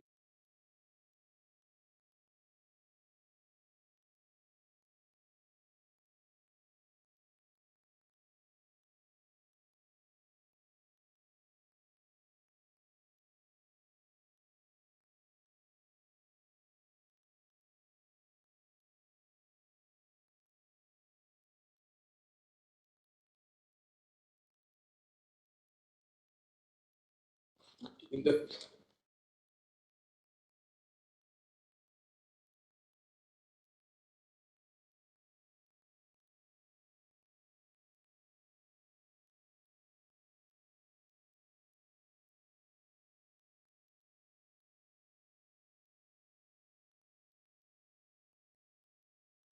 offense which is alleged is against the individual, irrespective of what clothes he dons. He may wear a cloak of ED, exercise immaterial. The offense is against the individual. And that individual has come before my lords, claiming that his fundamental rights are infringed. Yeah. You are at the same page with Mr. Mehta. You are at the same page with Mr. Mehta. Yes, I am at the same page as far as this is my submission. I can't be at a different page. No. In Mr. Mehta's case, this petitioner number 2 also says the same thing. Yes. That he is not. Official capacity and individual capacity cannot be divorced. Otherwise, the moment I acquire an official capacity, I would cease to enjoy fundamental rights in that capacity. Yes. Suppose the district judge, honorable district judge, is departmentally proceeded for having done something as a judge of a judge of the court. But would he, I'm putting a question to myself, not entitled to his fundamental rights, that I was arbitrarily treated? There was discrimination. One person was not suspended, I am suspended. But then, if this is the logic, which is a correct logic, then he will have no remedy under fundamental. Then he will have to file suit for damages or whatever other remedy which may be had. Because court can't avail for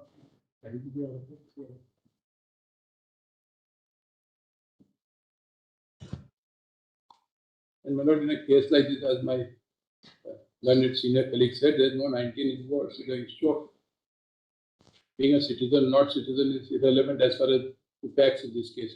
But in any case, I am not pitching my case. I am not piggybacking my case as if it is the ED against whom the offence has been committed. No, my case is the offence has been committed against me. Therefore, the appropriate action is required to be taken. That's my case. But I had stated as far as Article 21 is concerned. Now my submissions as far as Article 14 is concerned. My first submission is this. In that, sorry, just I'm disrupting you. When Mr. Prasad Mehta was arguing, one judgment he referred, where the Union of India's 32 petition has been entertained. Which was that judgment?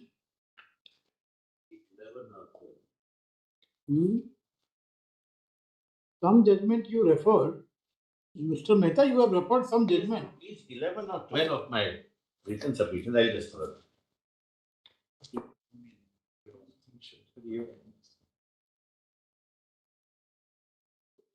The page 14. Yes, 2016, volume 7 SCC. Yes. Page 1. That is what you have referred.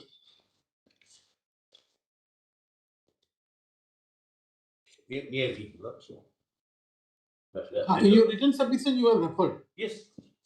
Whether that question is decided. No, but the court says that in this fact, it would be impossible for. Let me read para 5 what is quoted. Yes. Consider the objections raised on ground of maintainability, having heard the respective counsel on the same question, and having regard to the nature of issues which have been referred for consideration by the Constitution Bench, as rightly contended by the learned Solicitor General, we are also convinced that answer to those questions would involve substantial questions of law as to interpretation of Article so and so, as well as corresponding provisions of the Penal Code and the CRPC, and thereby serious public interest would arise for consideration, and therefore we do not find it appropriate to reject the reference on the narrow technical ground of maintainability. Certain questions come before your Lordship, which requires your Lordship to examine those questions, like the present one, in my circle.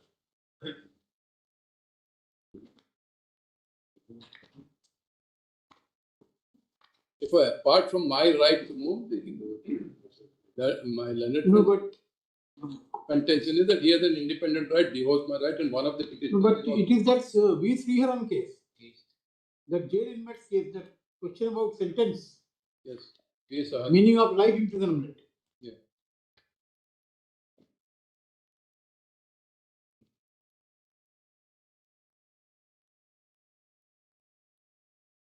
That's the one. ED may have an independent right.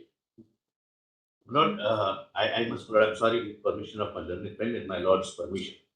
Lord, state governments have also approached this honorable court under Article 226. These are 32. I'm sorry, under Article 32. Lord, if your Lordships have my written submissions, I missed that part, Lord. I just, Lord, I would like, Lord, my entertained disposal. It was entertained and disposed of. Page 24 of my written submission. Lord, I'm sorry, Lord, for a little digression.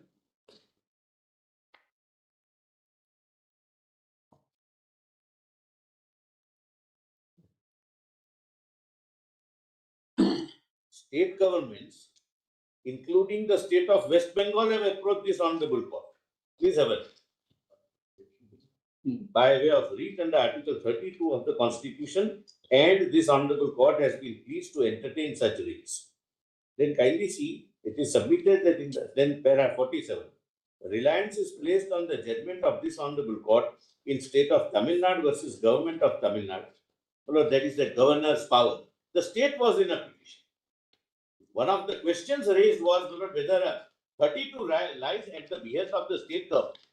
And of course, on merits, the view is now different because of the reference to the Constitution.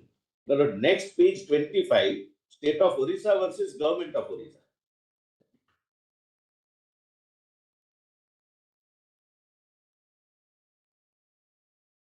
Clearly 131 case. Kindly see, my lord, the prayers prayed, but 32 is entertained. The State of Orissa versus Government of India, wherein a petition under Article 32 filed by the State of Orissa was allowed by this Honorable Court. The relevant findings are as under. The State of Orissa has filed this petition under Article 32 of the Constitution, wherein the Government of India has been made respondent number 1 and State of Andhra Pradesh has been made respondent number 2. Inter alia for the following reasons. Direct the Government of India to constitute an appropriate tribunal under Section 4 of Interstate Water Disputes Act and thereafter refer to it, the dispute relating to construction of side channel here and flood so and so. Look, a classic 131 case. Dispute between two states and union. Then para 2. As indicated in the very opening paragraph, the writ petition was filed by the state for a direction to the central government to constitute a water dispute tribunal under the Interstate Water Disputes Act and to refer the tribunal the said dispute, etc., etc. Then the court allows the writ petition, saying that the people's right under Article 21 is violated. Other judgments also we have cited where the states have invoked your lordship 32 jurisdiction. And my lord,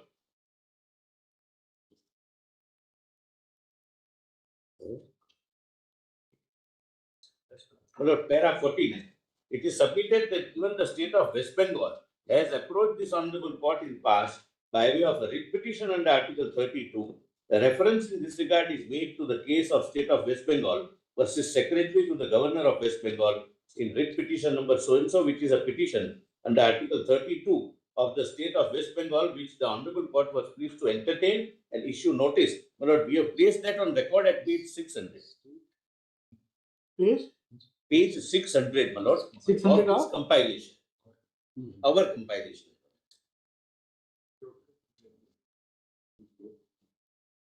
The state cannot take a contradictory text. Here, my lord, notice is issued.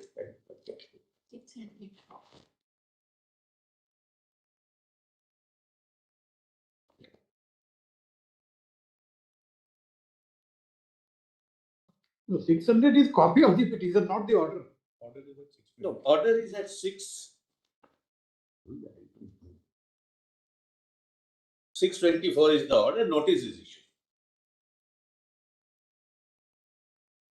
The earlier dispute, my lord, governor, etc. But the point is, as a petitioner, do the state also have the locus? Well, here, my lord, individual is also before your lordship. That is the submission.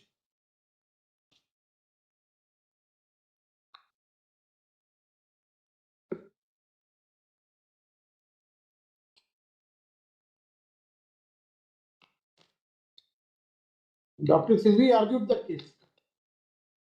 Yes, my lord, the state of Tamil Nadu was argued by my learned senior and my lord, Dr. Singhi. That is the benefit available The to lawyers are never bound by the estoppel. None of us bound. Only judges are bound. No, my lord, your lordships are not bound by it. 32 constitutional powers are not bound by anyone except your lordship's self-imposed restrictions. My lord, can you see? Therefore, in constitutional courts parlance, we say that this is a self-imposed restriction, not a jurisdictional bar. Whether it's alternative remedy, estoppel, this, that, and others. These are all constitutional, self-imposed restrictions. Because of the high office, your lordships are full.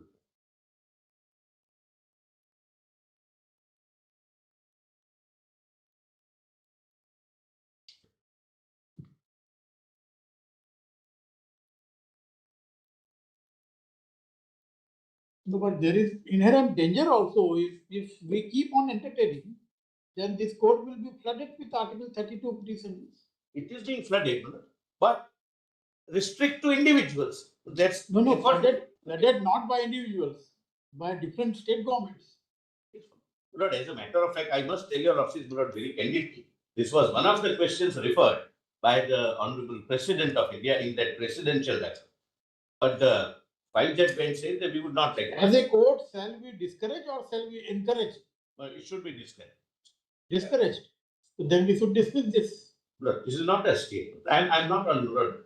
Your Lordship asked me as a proposition of law. This is a fact-specific case where individuals are before your Lordship. Here, state of Tamil Nadu filing a petition against the governor of Tamil Nadu. That matter chapter is over. Now it is covered by the 5-judge bench. But your Lordship would decide on fact-specific cases.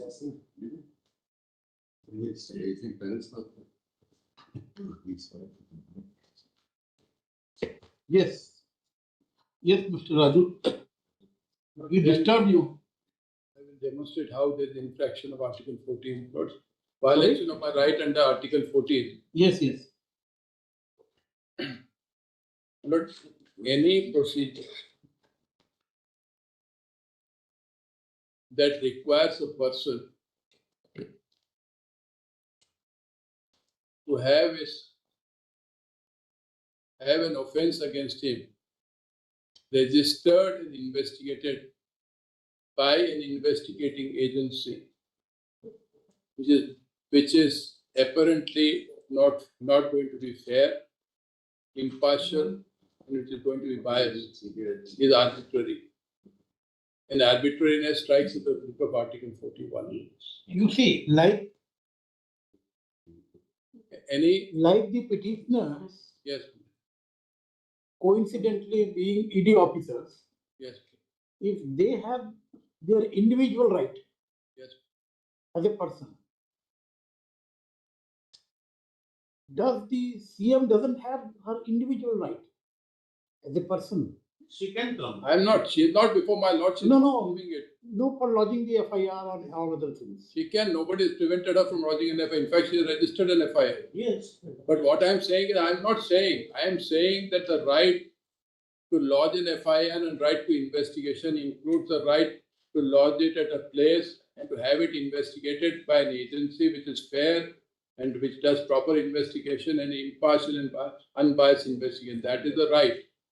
If any procedure which takes away this right and which forces you to go to a police station where you know that the investigation is going to be partial, is going to be biased, and is going to be unfair, then that procedure is arbitrary and that would be violative of Article 14. That is my submission. There is a procedure which requires. She has a right to file a FIR, not get it investigated by officers under. As my learned friend says, but she has a right to file an FIR, but not get it investigated by persons under her.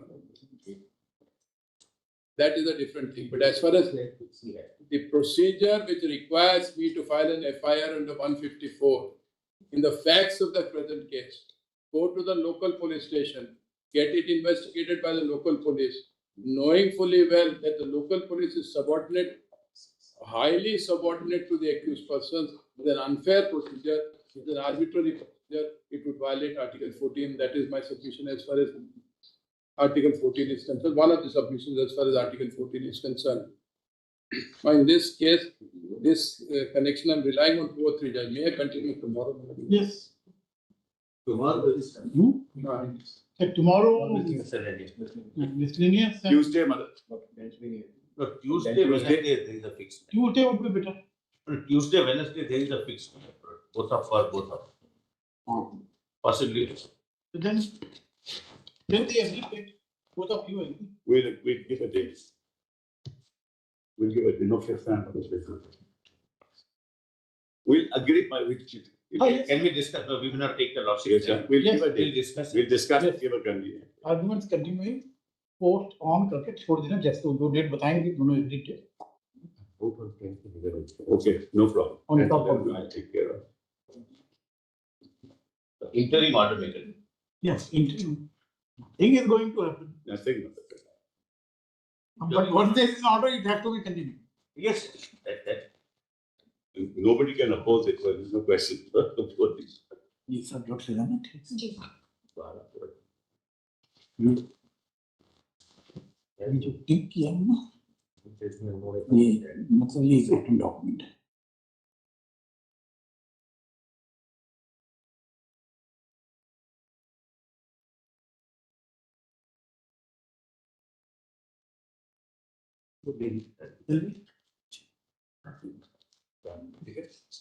Well,